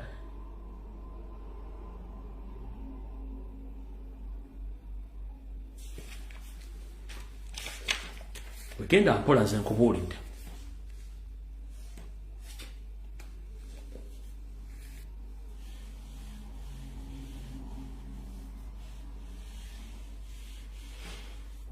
Ndowooza byampuga bifunye n'abalala sigenda kubali azaamanya budde tugenda kukola program ya kubanja bantu baffe abaawambibwa. Enkwezenge eziri mu Nuupu ezizimbira mu Nuupu nazo tugenda zizikolako. Mukimanyi program yange si ya kusaasanya ntugo kuwemmola no. Amasimu ngatadde. Kuba essimu oteese.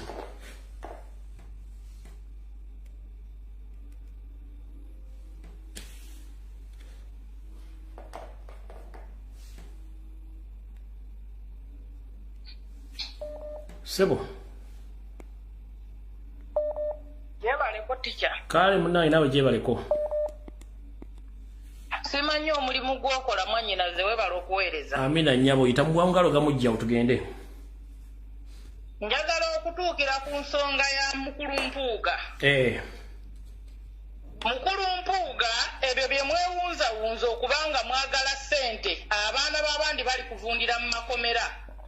Ogambe mbuno twatudde ne tuteesa nti tugenda teesa ne bannaffe tusobole okuddayo mu parliamenti tuteese. Mpuuga oba wakutte ssente n'ozikwata mu ngalo kwata ssente z'abandi ozizzeeyo. Eno we kiba si kyekyo tuviire mu Nuupu tuviire mu odde mu kibiina kye wavaamu. Kubanga Mpuuga otufuukidde akayinja mu ngatto mu kibiina kyaffe. Ffe tukumanya oli waakabano.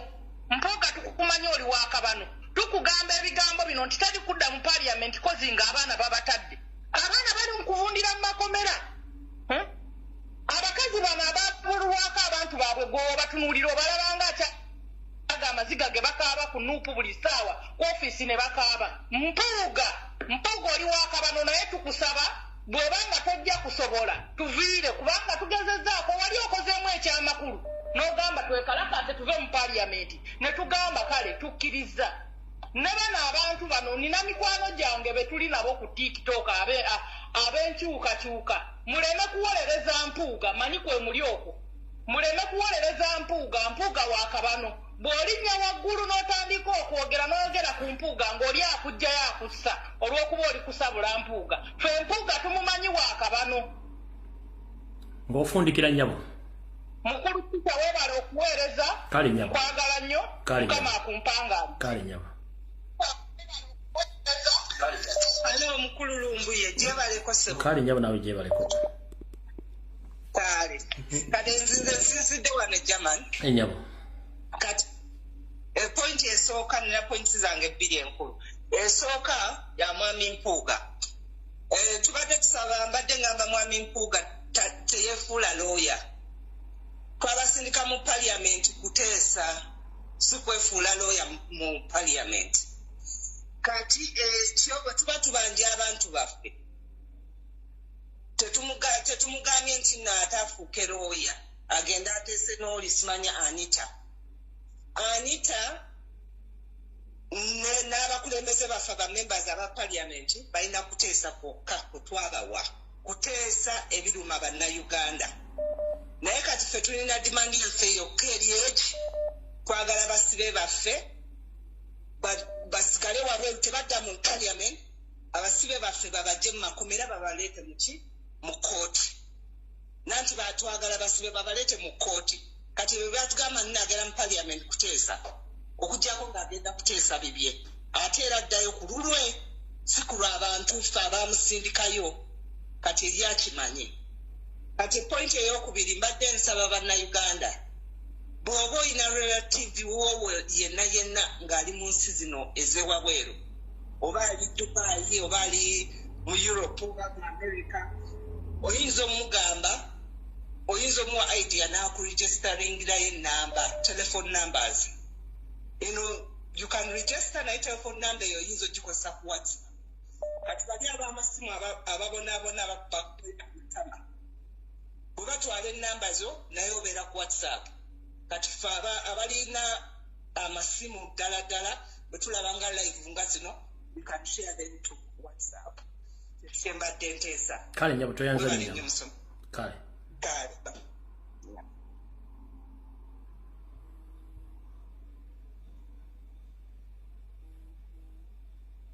hello Mr. Lumbuye jebale sebo kale sebo nawe jebaleko kale sebo bambi webale kuweereza kale sebo nawe bale kubeerako naye ndabika nzizereeti kuba ndaba nsanze abantu batandise okuba esebo teesa tugende naye nga nze kyenteesa kyembadde nsaba mwami Mpuuga aleme kwebuza amagezi aleme kugulaza bannayuganda nti bagenda kutuula wansi bateese n'aba NRM bateese ne gavumenti kyetwagala baana ba Nuupu bonna nga bateereddwa bali mu makomera abasibiddwa Seemwayi abasibiddwa e Makindye bonna babate kuba twalabye bwe tunaabateekako pressure bano abasajja ba Katengo bajja kuta abaana bano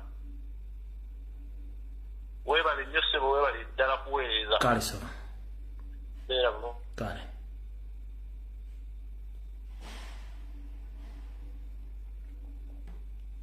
hello jebaleko mukulu wange kale kabulaza nawe jebaleko kakati kantuukire ku nsonga ensonga zibadde bbiri mu Uganda abayaaya abo zebaali beebalama ensonga esooka ey'abaganda baffe be baawamba ensonga ey'okubiri ey'akabaka waffe bwe baawa obutwa ezo ensonga nga tebazoogerako nga bali kyesirikidde Mpuuga ne banne bajeewa omutima omulungi oguleeta ensonga y'okubanja baganda baffe ebbanga lyonna lye bamaze ekyo byo kirina okwebuuza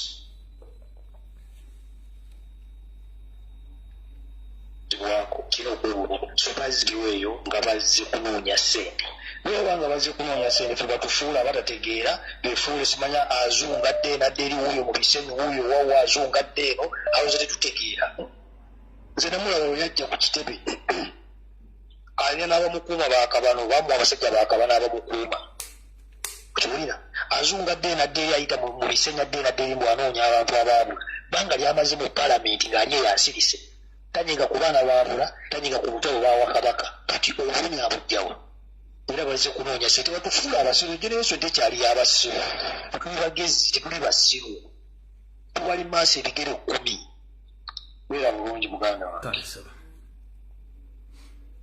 Hello. Kishawe bali kuweereza. Kale so nawe bali kuweerako. Ono musajja ukisolo omuto. Esebo. Kakati nze nsooka okutuusa obubaka bwange eri Ssaabasajja Kabaka nti mu kaseera kano ke tulimu ng'abasajja bali mu kumalawo ebyaffe. Ssaabasajja Kabaka beegendereza nnyo bano abasajja baagala kulaba nga bakuzikiza. Nkusaba okkirize mu Ssaabasajja Kabaka obeere mwegendereza nnyo n'abantu abakusemberera. Kubanga oyo omusajja oyo muwoozi tumanya muwoozi wa naleero oyo DJ oyo ekigendererwa kye mwezi guno ogw'Okumi ne Desemba oyo alina ebibalo binene nnyo. Ekirala oyogedde ku musajja oyo gwe bayita Matiya Lwanga Bwanika. Omusajja oyo be bamu bali mabega wa Mawu. Abasajja abo balina ssente ze bafuna okuva mu gavumenti nga ziweerera abaana baabwe bo ne babeerawo nga beeyagala. Kyova olaba nti akola ebintu ebyo era ayagala agezeeko nnyo okulaba ng'azuukusa DP esobole okubeera ng'ekyalimu ku maanyi basobole okubeera nga bafuna ssente. Kati oyo Matiya Lwanga Bwanika ffe ng'abasajja aba Nuupu aba people power bafuuti soja tumuteekeko akazito tuzuukuse abantu abaffe abasobola okwesimba mu kifo ekyo oyo tumukubadde ku mabbali atuviire awo be bamukasambidde layini yeeyo yono lubega mukaaku be babasajja abatuliira munda ng'omusege. Kati budda kuwono mpuuga nedda ddala mpuuga mazima ddala gwe tokwatibwamu nsonyi. Omwana yakavaayo ne wiiki tennaba kuwera ono Kalyowa gwe bwatunulidde Kalyowa yakava wano ekireka enjogera gye yabadde ayogeramu. Olwaliro mpuuga gwoyinza okuvaayo n'ogamba mbuno mumaze okuteeseganyaamu ne gavumenti nti ssaawa yonna tulinda le batugamba nti beeteefuteefu okutubulira le bagenda okutuwa abantu baffe. Ddala gwe mpuuga bw'oba olaba abo bantu abo balina obusobozi obusobola okugamba nti bajje abantu baffe nga tubataddeeko puleesa. Mpuuga mukkirize mugaane abantu abo temudda mu palamenti katubateekeko akazito. Ffe tulwanira ku social media mu buli ngeri yonna tugezaako kulaba nti tulwanira ki tulwanyisa abantu baffe. Ddala mu palamenti eyo gy'ogenda okuteesa bagenda kuwa ssente ezisobola okumatiza bannayuganda bonna abali mu bulumi. Tunulire waffe Masaka gy'ova obulumi obuliyo. Njagala ofunulire empuuga obulumi obuliyo. Ekyomukisa omungi gwe ky'olina mpuuga nti mu famire yammwe tufunangayokko kizibu tewawambibwangayokko muntu tebattangayokko muntu tewali muntu n'omu yali awambiddwako ttaka. Gwe mukisa gw'olina n'esse mu Uganda famire zammwe ziri mulaalo tezirina muntu yali abbiddwako ttaka kubanga muli munda mu kintu. N'olwaleero mpuuga ebyo byennyini by'otugamba mbuno oyagala kudda mu palamenti ebyo ffe tubitegeera. Ssente zoonoonya ssente oziyina mpuuga va ku misayi gy'Abaganda gye batulugunya gye basaanyaawo. Olwaleero abalaalo baabo babagoba mwakyoli babasindika wano waffe gw'omugamba otugamba mugenda kudda mu palamenti. Ettaka lyaffe balibbe balimazeewo abaana baffe babamazeewo n'amagye agali mu lubuto bagattira mu lubuto. Olwaleero bw'otunuulira Ssejjirinya akusanyusa mpuuga ogamba okudda mu palamenti bw'otunuulira Ssejjirinya akusanyusa ku bwongo bw'olina n'emyaka gy'olimu tunulamu olabe. Gwe muli olinga agamba nti oli mu kinyumo bunyumo ojja n'otukwenyakwenya wano n'otulaga mbwe oli mutulaga nti olitulwanira kumbe oyina ebinene nnyo by'oyagala okuyisaawo. Banayitikya ebyokwogera nina bingi kandike n'abawala bateeseeko webale nnyo.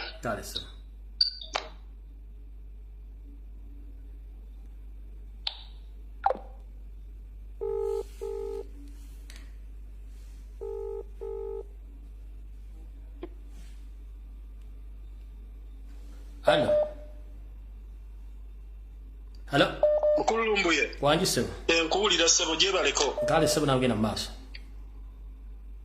kyembadde nsaba bwe baba basazeewo okwekalakaasa okuva mu paaliyamenti tebadda mu paaliyamenti nga gavumenti eggyeyo abasibe bonna bapulizona bonna nga babajjeeyo awo lwe badda mu paaliyamenti kubanga ne Besigye naye yatwegattako ayina abantu be naye abakoola abantu be bave mu paaliyamenti NRA gisigale mu paaliyamenti yokka bwe baba nga baganya okuleeta abasibe okitegeera naye bwe batamuteke ku nninga omusajja oyo abantu abamu baabattadde era mukimanyi bafu naye kati atuweeyo abo baayinawo n'empuuga naye mumusaasira kubanga bamuzza mu kantu nti byakuteesa kubanga era bibaamu okuteesa okitegeera naye kye bandikoze bandyekuŋŋaanyiza bamember of parliament bonna ne bagenda mu bifo byonna ebikuumibwamu abantu ne babakolako interview gwe lwaki oli wano awo bajja okusobolera okumanya abantu abaki be basibira obwereere okitegeera bagende ekigo bagende eruzira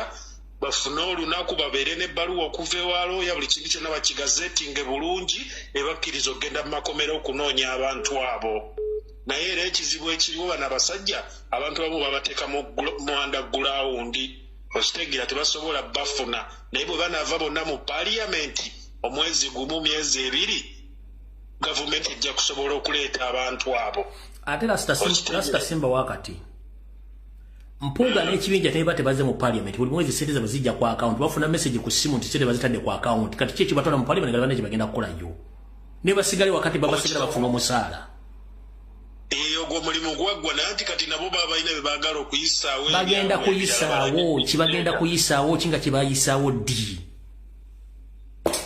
anti kati kyegambye kati olaba baagala kuteesa ne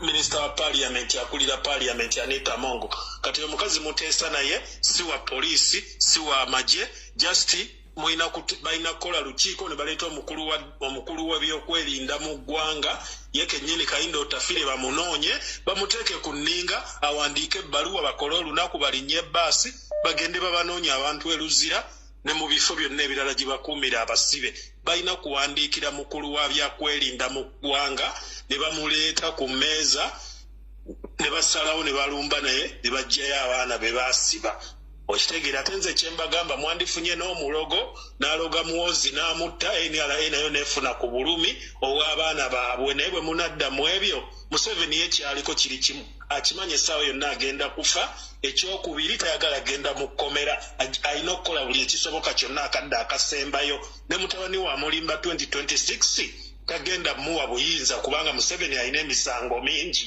just alimba mutabani we nti amuleeta tagenda muleeta Museveni tasobola kuva mu ntebe ku misango gy'alina mu nsi yonna okitegeera naye amuziba akatambaala nti gwojja okukwata bw'anabeera n'ettaka oba n'amaka nti bwenfa gw'ogenda okunsikira ng'omanyi taatawo olwalifa okitegeera baagala no gijjayo badde baagala gijjayo kati kano bino bitandise okwogera bye bataagala kuwulira mpuuga mumuveeko temumukuba just ye muteeka ku nninga ajje abantu be bonna muki ajje abantu be bonna mu paaliyamenti ne Besigye baba alinayo abantu abalanga bwe yatwegattako bonna bongere okuvaayo bayite minisita wa defense n'owa security mu ggwanga yayina okukola ki ne baba basobola bafune looya bamuwaabire n'amanya bagateekeyo nze nabagamba kye mubamukola bano abasajja mukuba ebifaananyi byabwe byonna mubisse ku mitimbagano minisita wa defense minisita waki byonna mubalabise ku mitimbagano world wide kale jajja maximum respect kale ddala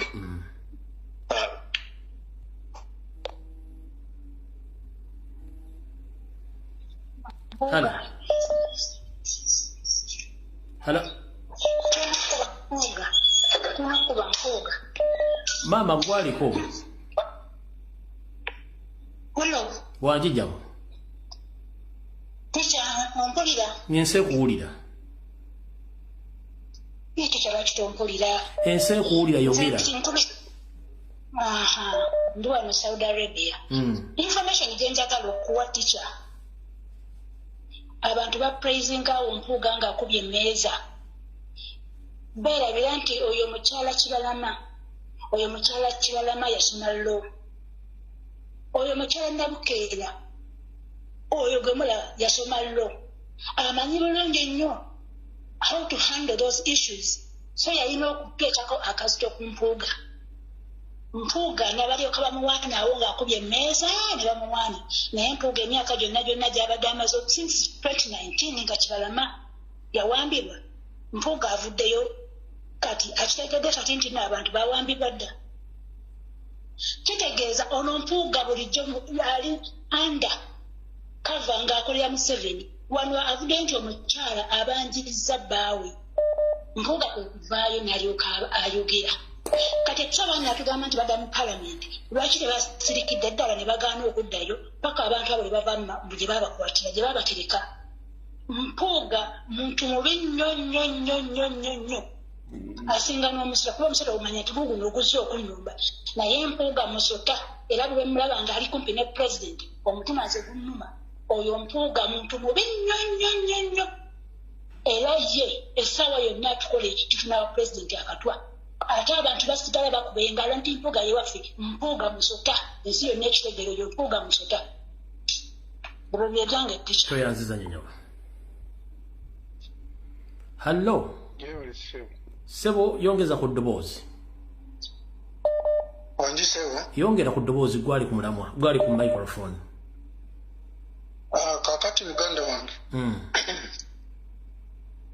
njagala kwogerako ku muganda waffe omu e Busoga naye nja kwogerako erinnya limu bamuyita Daakaba bamukuba yali e Nalufeenya mumu ku basibe abaali e Nalufeenya lwe bakwata his excellency eruuka ojjukira akamotoka ke bamuteekamu eruuka ne babaleeta awo e Nalufeenya omuvubuka oyo bamukuba ne bamusuula ekakira mu bikajjo nga his half dead naye ku basajja abasala ebikajjo ne balaba omuntu oyo ekyatuyamba bano abantu oba tebakitegeera oba bakitegeera bakirekawo intentionally simanyi national id yali mu underwear mu zino puleze yali ayambala mwalimu ensawo national id mwe yali ne bakontaktinga abantu be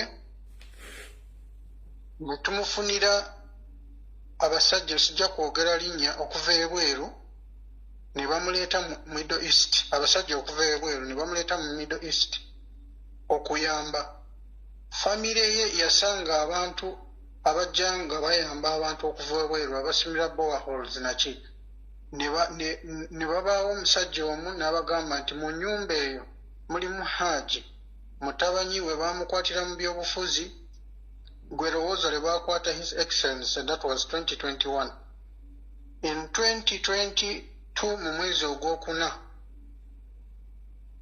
abo abasajja abayita nga bakola donations ne balaba omuntu nga mu butuufu avunze agenda kufa ne bamutwala ne bamuleeta muno mu kyombo kya buwala busijja kwogera nsi tuyinza obaleetera obuzibu abayamba abantu baffe nti bayingiza mu byobufuzi ali enaajanjabibwa naye kirowoozeeko oyo omusajja bamugyamu ensigo ng'evunze olw'okumukuba ensigo zennyini zino as in testicles onoonsonyiwa okwogera ekigambo kuba nze sisobola testicles ne kidini byanjawulo bamugyamu testicles oba kidini bamugyamu kidini emu ng'evunze kidini ne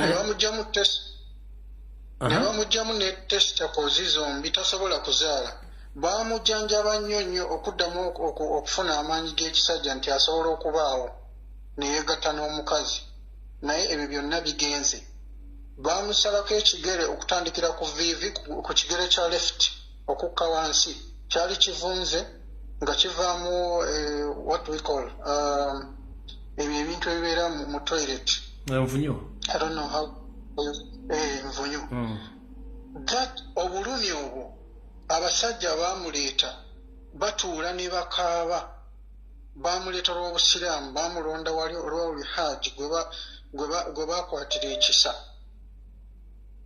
mbadde saagala kwogera ekyo kuba nyiza okuleetera abantu obuzibu abakola obuyambi mu Africa nti beeyingiza mu byobufuzi naye ekyo ekintu kinnuma nnyo we bagamba nti these people they want to go back to the parliament oyo muvubuka njogeddeko erinnya lyerimu Daakaba ekyalo kyabwe bakiyita Wakitaka kukuba eriva ejjinja ng'ogenda e Kamuli nja kireka bwenti for other people's safety. Information etuuse oba balinye bayita nja kyenjagala okugambako nti Katikkiro wa Buganda. Katikkiro wa Buganda njagala omanye bino ebigambo si bya Muganda waffe Lumbuye oba bya gundi page ye, bino ebigambo byange. Manyi abalongo webakweka. Genda maaso, continue. Abalongo gye wabakweka mmanyiwo. Ne mukyalawo gye wamukweka oyo gwe wazaalamu abalongo mmanyiwo. Peter Mayiga bino ebigambo bisi bya Lumbuye byange. Obudde butinze wentabo kandirayo mu Lusoga. Kikaenda kwogera bya Luganda buti biri ku Nsombwa. Matias Mpuuga ndidi omukazi ogwoyenda kujaaba.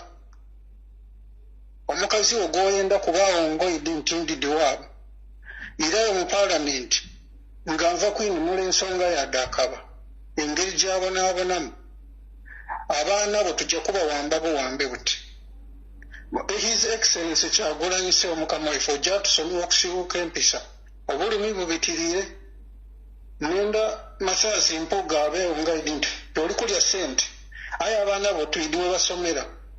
Okiba kyetaagisa kuwamba abaana ba Masaasi Mpuuga n'abalongo ba Peter Mayiga. Tujja kubawamba nenda ekyo kibeewo ni Excellency Kyagulanyi abeewo nga iti. Watatoola omusaadde oyo ku bwa luupu. His Excellency ojja kutusonyiwa okusibuka empisa. Aye obulumi bwa Dakaba bwaliko. Nze nja kusibuka empisa. Ebyo n'ebigambo byange. Gundi Peter Mayiga abeewo nga idi abalongo b'endidi we bali. N'omukazi gwa Masaasi Mpuuga gwayenda ku abeewo. N'abazaire b'oyo omukazi gwayenda ku babeewo baidi. Babakufuna bulumi. N'abaana baibwe tujja kubawamba. Kale babulungi. Era bulungi muna. Hello.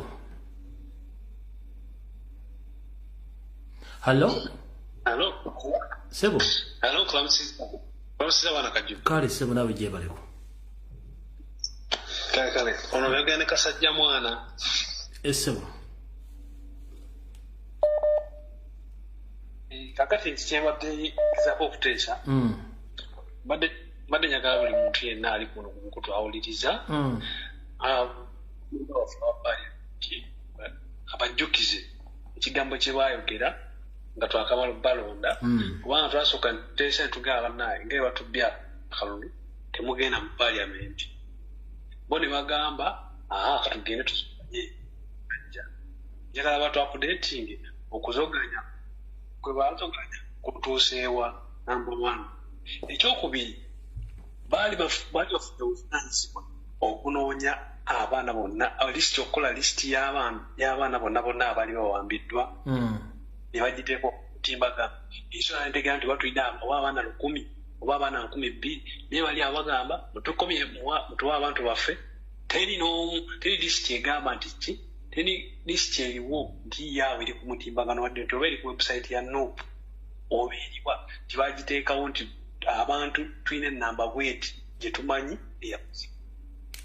Awo bonna abakansala buli mu kitundu kyonna waliwo eyatutta obuvunaanyizibwa n'agenda mu kitundu n'ajjayo lisi n'aganze mu kitundu kyange bawambamu abaana 2 mu kitundu kyange bawambamu abaana 10 naye n'ateekawo ennamba ye n'amanya gaabwe oba tuli mu kubanjako bano ababale abatunzi.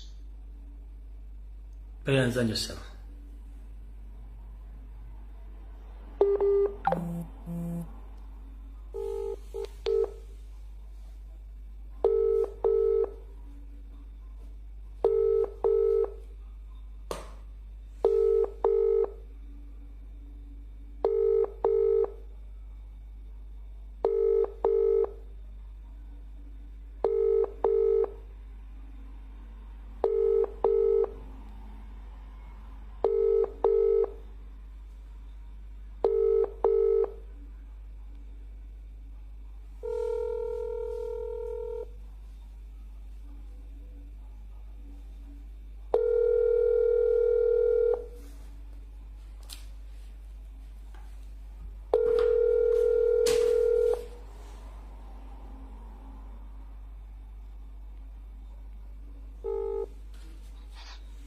Hello.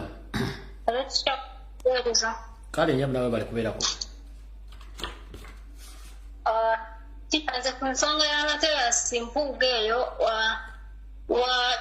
tulina information gye twawuliddeko nti mpuuga ekyo ekintu ky'okujja babanja abantu befuula babanja abantu be twali mu kubanja kwali kutujja ku mulamwa ffe abaali bayimuse okubanja abantu baffe batujje ku mulamwa beefuule nti bagenda kubanja abantu baffe mu kutujja ku mulamwa tukiteeke emikono gyabwe nti ababaka batukulembeddemu oba beewaddeyo okubanja abantu baffe tufokasinge ku bongeera bwe mwalaba nti bwe bavuddeyo ffenna twasanyuka ne tugamba nti ababaka baffe batukwatizzaako naye nga muto boddiiru okussa puleesha focus tugiteeke ku bo bwe tunamala okugyawo puleesha eyo basirike gavumenti ng'etampuga bw'owulidde agamba ebyo ebiboozi by'embu gavumenti yakkiriza bwe banamala okubasirisa tetujja kutunuulira mpuuga tumuku okugamba nti bakyuse empuuga ku bwaluupu tujja kujja fokasi yaffe ku bantu betubanja tudde ku mpuuga naye nga bo kye baagala kujjawo puleesha ku bantu betubanja tufokasinge ku mpuuga so ekintu ky'okubanja abantu baffe tukikumemu bukumi nnyo omuliro ogusingako nga ne kati bwe kibadde kale nyama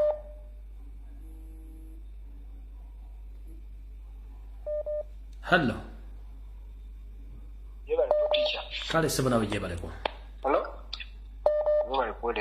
kale sebo nawe baleko ensonga yange ticha njogera ku mwami mpuuga n'abantu bannaye bantu mu abakulu lwaki enkwe obunnanfuusi n'emitima emiyala gibajjudde basajja mmwe ne bakazi mmwe lwaki temufuna ku bulumi mpuuga kiki ekikuzza mu paliamenti ng'abaana b'abantu bonna abali mu bulumi bafudde abamu famire zikaaba gwo zibeeramu ne famire n'abakyala n'abaana nga bali mu bulumi kiki ekibaza mu paliamenti olw'okuba mmwe temunnafuna ku buzibu bantu mwe banne lwaki muswaza obuganda lwaki muswaza abaganda lwaki muri bayala nnyo n'okusinga abaana abayiwawo omubiri ba foot soldiers abali obubi ennyo mpuuga muveemu obunnanfuusi basajja mmwe ne bantu mmwe n'abakazi mmwe abantu abakulu twagala bantu baffe y'ensonga era okudda mu paliamenti lwaki tolumirirwa bantu abakutwala mu paliamenti bantu mmwe mulwokuba muli bulungi famire zammwe muli bulungi lwaki temufuna ku nsonyi na nnaku na bulumi na kunyolwa ku bantu abo ne mukola ebintu ebitali bya buvunaanyizibwa mukulu Mathias Mpuuga mulina okufaayo okulaba ng'abantu temudda mu paliamenti muveemu enkwe n'ago agatimatima agajjudde okuwankawanka byebyo byange tica mukama kuume naakunkumbire hello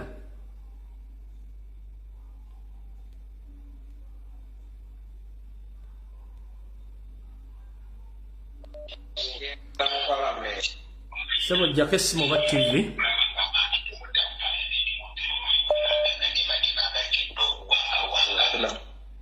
sebo jako TV oba essimu ey'okubiri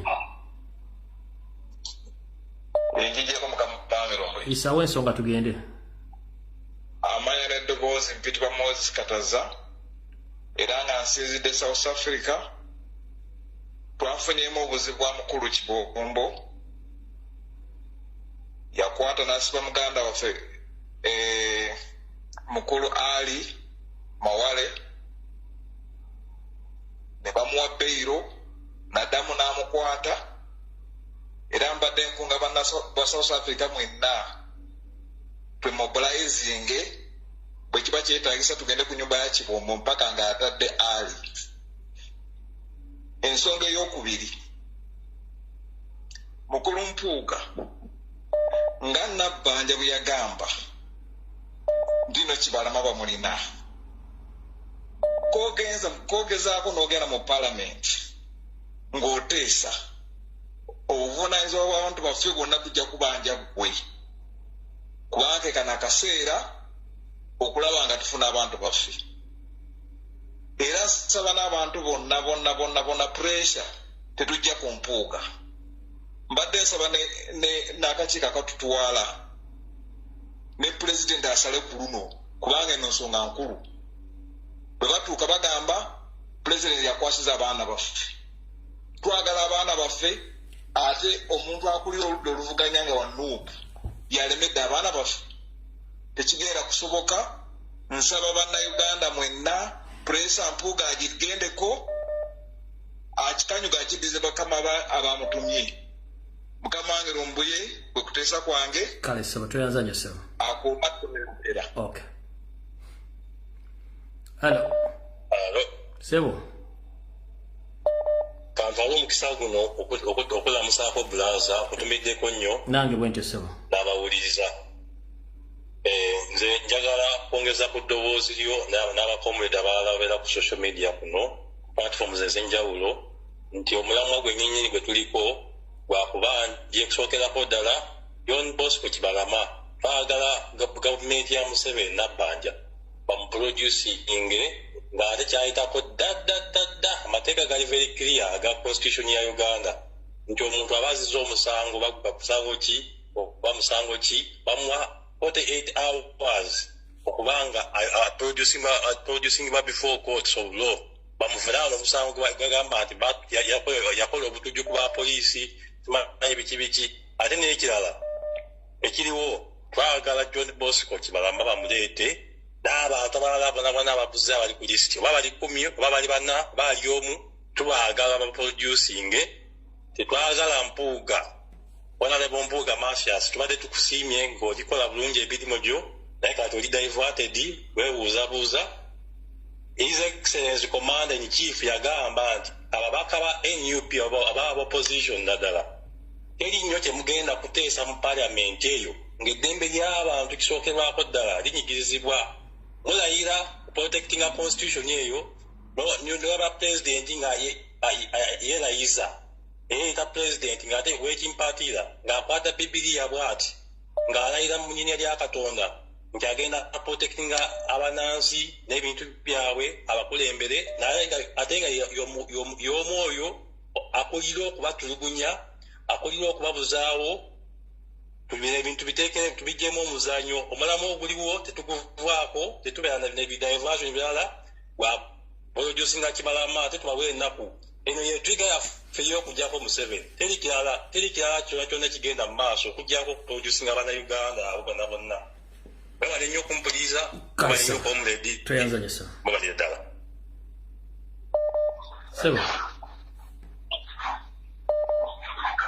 sebo oba nnyabo sebo tesa tugende je baleko sebo nkale wa Luganda nawe je baleko sebo kale sebo Lumbuye onasonibwa nva kubona saawa eno ku isimu ife tuva Bugembe mu kisaawe olunaku lwa leero babe bategeika teri ya Kasiki ayi muganda wange mbeerevu oba ku kisaawe nzibwine era mbe nsaba dronido ononereze kuki ekiri mu Bwakyabazinga bwa Busoga bava kutukube go bayita abakazi babiri n'omwana batukobya ati leero Kasiki basooka batuwamba kuliya twayingira mu kisaawe bwe tuyingire mu kisaawe nga tofuluma okuva enkyo tuli omwo kati kiratuuse n'oyo omukazi ejo yeegabisagabisaawe embago w'emyalemu kodimbu jjajja tava ku kkubo twaba omugulavu tewatandise okwemba abantu baasanuka baakuba abantu bakoseibwa n'akasiki ke babe bakobe kadde emyobaawo nze gwoliwulira amamiro zaze nabankubye emiigo era asobola okuweereza ebifaananyi byange so tiidi ekiri mu nsi ne gavumenti eno bana oba batwendeza ki titwidi bayuya amagye twebuuza bino bwe Bwakyabazinga waigwire magye onansoniwa okuyingira mu porogulaamu yo aye nga twena tuli bubi eidiina ku kisa ekivoobawo buti kati abasoga bakitegedde buulira Abaganda n'ensi yonna mu Luganda wabuli ekibaddeyo sawazi abali ku live eno yonna abawuliriza ffe kitutuuseeko eno ebusoga ku Bwakyabazinga bwaffe bwe bagamba ati Kyabazinga waffe leero wabaddewo akasiki ati nga 18 mbw agenda simanyi kuwasa kola biki leero ne bateekawo akasiki ak'abantu mbw'aba wansi abatagenda kusobola kwolwo kubeerayo kukola nga 18 ne batuyingiza ku makya tubadde awo fe abamu tukolera awo ku kisaawe tubadde awo ne batuzingako amagye nga teri akola oba oliwuwo naye ng'oli alawundi ekisaawe wonna abantu bonna nga bali kubawamba muyingire muli ng'abantu tebali kujjumbira kintu ekyo ne tuyingira nga tofuluma ne tubeeramu omwo okuva ku makya paka ekiro kino Katikkiro n'atuuka n'oyo omukyalo w'ennyaleemu azze okugaba enkumbi simanyi butiba obukuba bulooka biki ebyombo w'ennyaleemu jjajja yasindika biki ate ku kasiki bagabirako obutiba obukuba bulooka ne bagabye mbu jjajja yasindise simanyi biki nga biri mu politikisi n'obwakya bazinga nga tebikwatagana nabyo abayimbi bakya bazinga nga tetubalaba tulabamu abayimbi ba Kampala byeboogera bikwata ku politikisi ne twebuuza abamu ne twagala ofulumamu naye ng'amagye mangi teri kufuluma ne tubeera ne tugamba katubeeremu tetulina kyakola naye ekiro kino kisinza okutuluma bakubya abantu emiggo bakubya abantu 3 ne bafiirawo bakubye eri nga abantu bagala fuluma ng'ate omulyango basibyewo ogw'omukisaawe ky'ebugembe kati omukazi n'agwa wansi ne bamulinnyako abadde omwana n'afa omukazi omulala bamukubye omuggo ku mabeere n'afiira mu ddwaliro awo wabweru ku kisaawe so tetumanyi ekiri eno ejjinja era eno embaga tetumanyi oba ntuufu oba si ntuufu tetumanyi so muganda nga obulumi tulina bungi n'obwakya bazinga bwa wano era twebuziza oba ebintu byali tebitukwatako baali bagala tukubira mu miggo tetumanyi segega gali eno kati era bikyaliwo fe tudduse bali tugoba wabweru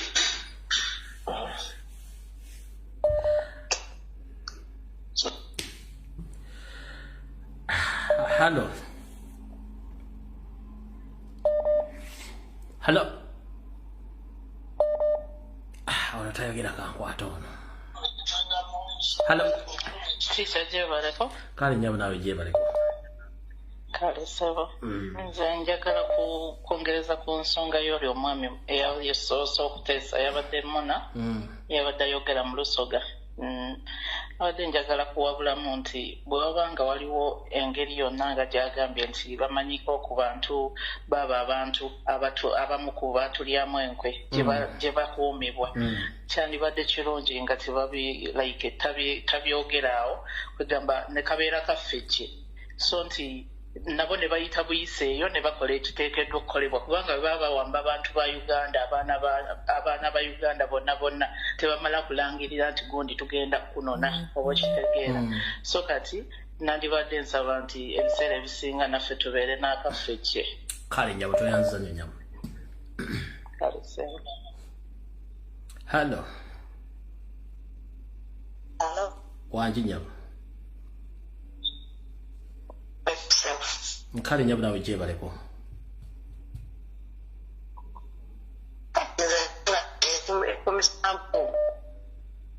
Mama network angebuuka. Network to tanzania kulira bulungi. Nyenti obuukabuukako.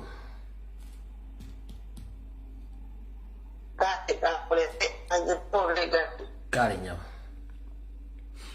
Hello. Hello.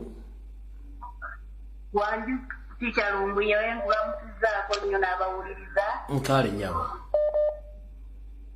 Kakati munne njagala kwogerako ku nsonga ya mwami Mpuuga naye nze ngenda kwetooloola njagala mujjukiza. Nti twali tukkiriza Honorable Sseggirinya afiire mu kkomera ensi yonna etegeere nti Museveni ne Muhoozi ne Muhamadi Nsereko bamuwa obutwa ensi yonna ekitegeere n'ayambala amakooti n'ayambala ebyabalooya ne bagenda bajjayo abasajja mu nkukutu kaakati kiki ekimugaanye okubyambala bajjeyo paasipooti ya Honorable Sseggirinya gye baagisa bagende bamutwale bamujjanjabe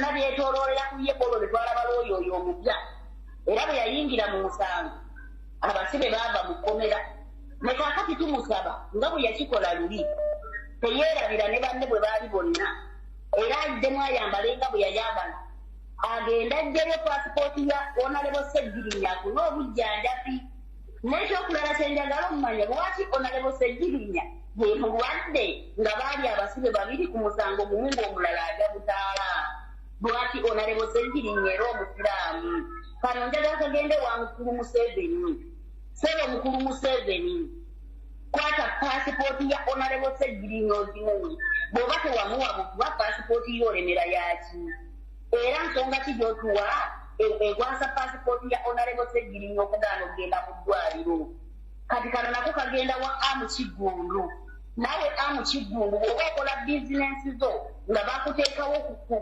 ng'obeere ng'akamasu okwasizeeko abannayuganda basobole okubakwata babawe emirimu gye batayinza kukola nga bwe baali bakola onalebo Sseggirinya yadde ewa Kigundu nga yeewola ssente nga tamanyi nti ssente za muwoozi ng'ekyo kikagege kigenda kiwalula omumwa ku koolaasi nga kyekimutwalayo kati musajja twatuuka okuzzaayo ssente bamugamba ssente tezaali zaali bamutwala ewa muwoozi muwoozi amuwaddiwa omusajja agitya kati bwagitya bamukwata batema ebijambiya byabwe emasaka bakwatamu onalebo Sseggirinya ate gundi yali asimanyiiko oyo yogola ye mulamu kubanga bo be babeera mu migongo gy'abano abasajja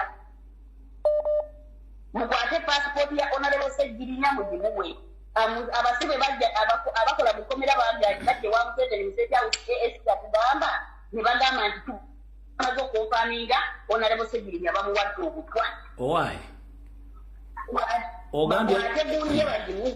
ogambye ani ajja kuluma okukola nsi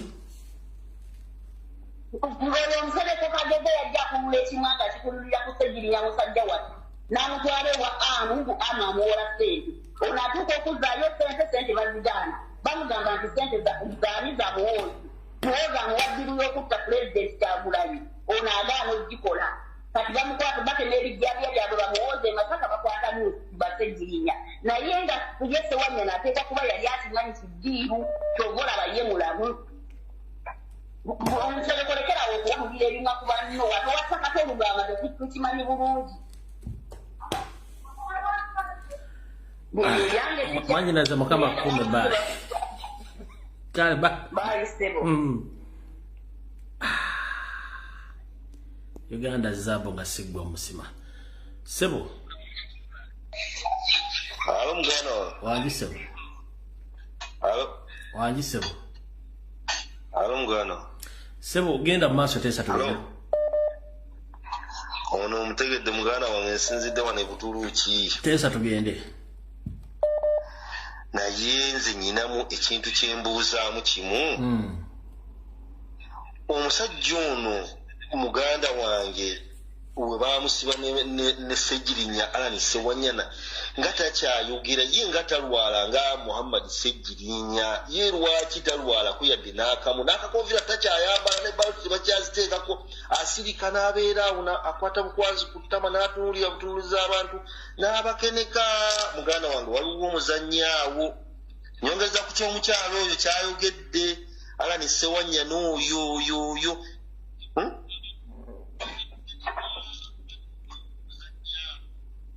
ensonga weri nkulu naye nja gibaleetera kasoke tugenze kuzina ensonga z'abannaffe naye muganda waffe tumusabire mukama amusaasire amusuuse munnaayi kale so wekuteesa kwange okwo muganda wange kale mukama kuume kale bannange mu bufunze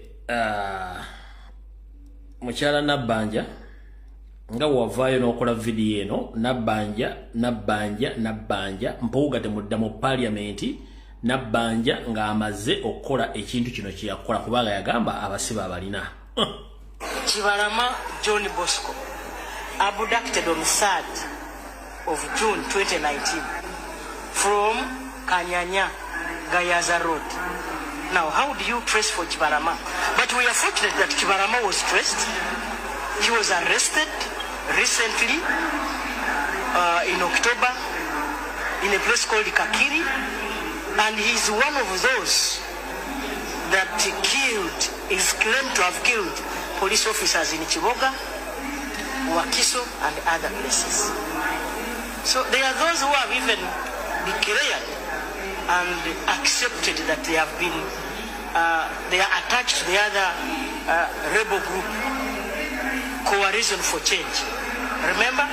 So such people really cannot be arrested like you are chasing a chicken thief. There are those that you have to use. When they are shot, they try to resist or not. Some of them have been shooting police officers and you are aware. Are you not a Uganda? Kati Madam Speaker Nalongo Sologeti Mpogola Anita Amongi. Eno video wojagala okujikuwa oba oli Deputy Speaker nga mwagala gizanya mu Parliament ya Uganda mujitu kabalo mukazanye ngayo mwazanya akakinyamatama nga muzaka muvuma. Kati Speaker Anita Amongi Madam Sologeti Mpogola Nalongo eno video ne mugizanye ku floor ya Parliament TV mugizanye ngono mukyala nabbanja akonfaminga nti bayina abasibe. Mpuuga mudemo pale nga mukimanyi nti musoke muzanye video eno ona aleta abasibe ne mukamwe museveni muwulidde. So mutegedde bulungi teri kuddamu kubuzabuza bana Uganda twagala abantu baffe. Buno obujulizi ne bwokubira Yesu simu kati wadde ku nsaati okudda bamukuba emboko bamukuba n'emisumaali. Yesu buno obujulizi bwa bulaba tabuza shidda kuba kusiba busibi. So madamu Nalongo Sologeti Mpogola Anita Amongi netayewa muzanye video eno ku TV yo mu Parliament ensetegere obujulizi nabbanja aleta abantu baffe kanjiddemu nga nzigalawo video. Chibarama John Bosco abducted on 3rd of June 2019 from Kanyanya Gayaza Road. Now, how do you trace for Chibarama? But we are fortunate that Chibarama was traced. Yes. He was arrested. Yes. Recently. Yes. In October. Yes. In a place called Kakiri. And he's one of those. Yes. That is claimed to have killed police officers in Chiboga, Wakiso, and other places. So there are those who have even declared and accepted that they have been, they are attached to the other rebel group, Coalition for Change. Remember? So such people really cannot be arrested like you are chasing a chicken thief. There are those that you have to use. When they are shot, they try to resist or not. Some of them have been shooting police officers and you are aware. Are you not a Uganda? Kati gwe mukyala nabbanja Musafiri ne mukawo Museveni tugenda bakwata tubasibe ne tubasibira ebisumuzo lumu bikwata tubiteeka mu kabina. Yetukuba bulungi ekikalo ne twesaanika tutambula nabyo pakalasti. Teri bujulizi businga kaawo mbwate muteesaki. She confirmed nti abantu abalina tubasiba ebisumuzo tubikwata tubiteeka mu bubina ne tutambula nabyo nga tutambula tudigida tuti temwina bujulizi bumwagala. No confirmation from this information. May God bless Ugandans. Tusikane ku Sunday mu Bulange Mengo esawa zijja kuba 2 ezakawungezi. Salonga mulengejja ensonga ziwulidde. Teri mboozi ndala twagala abantu baffe. Muwulidde bulungi nnyo Mukama bankuumire.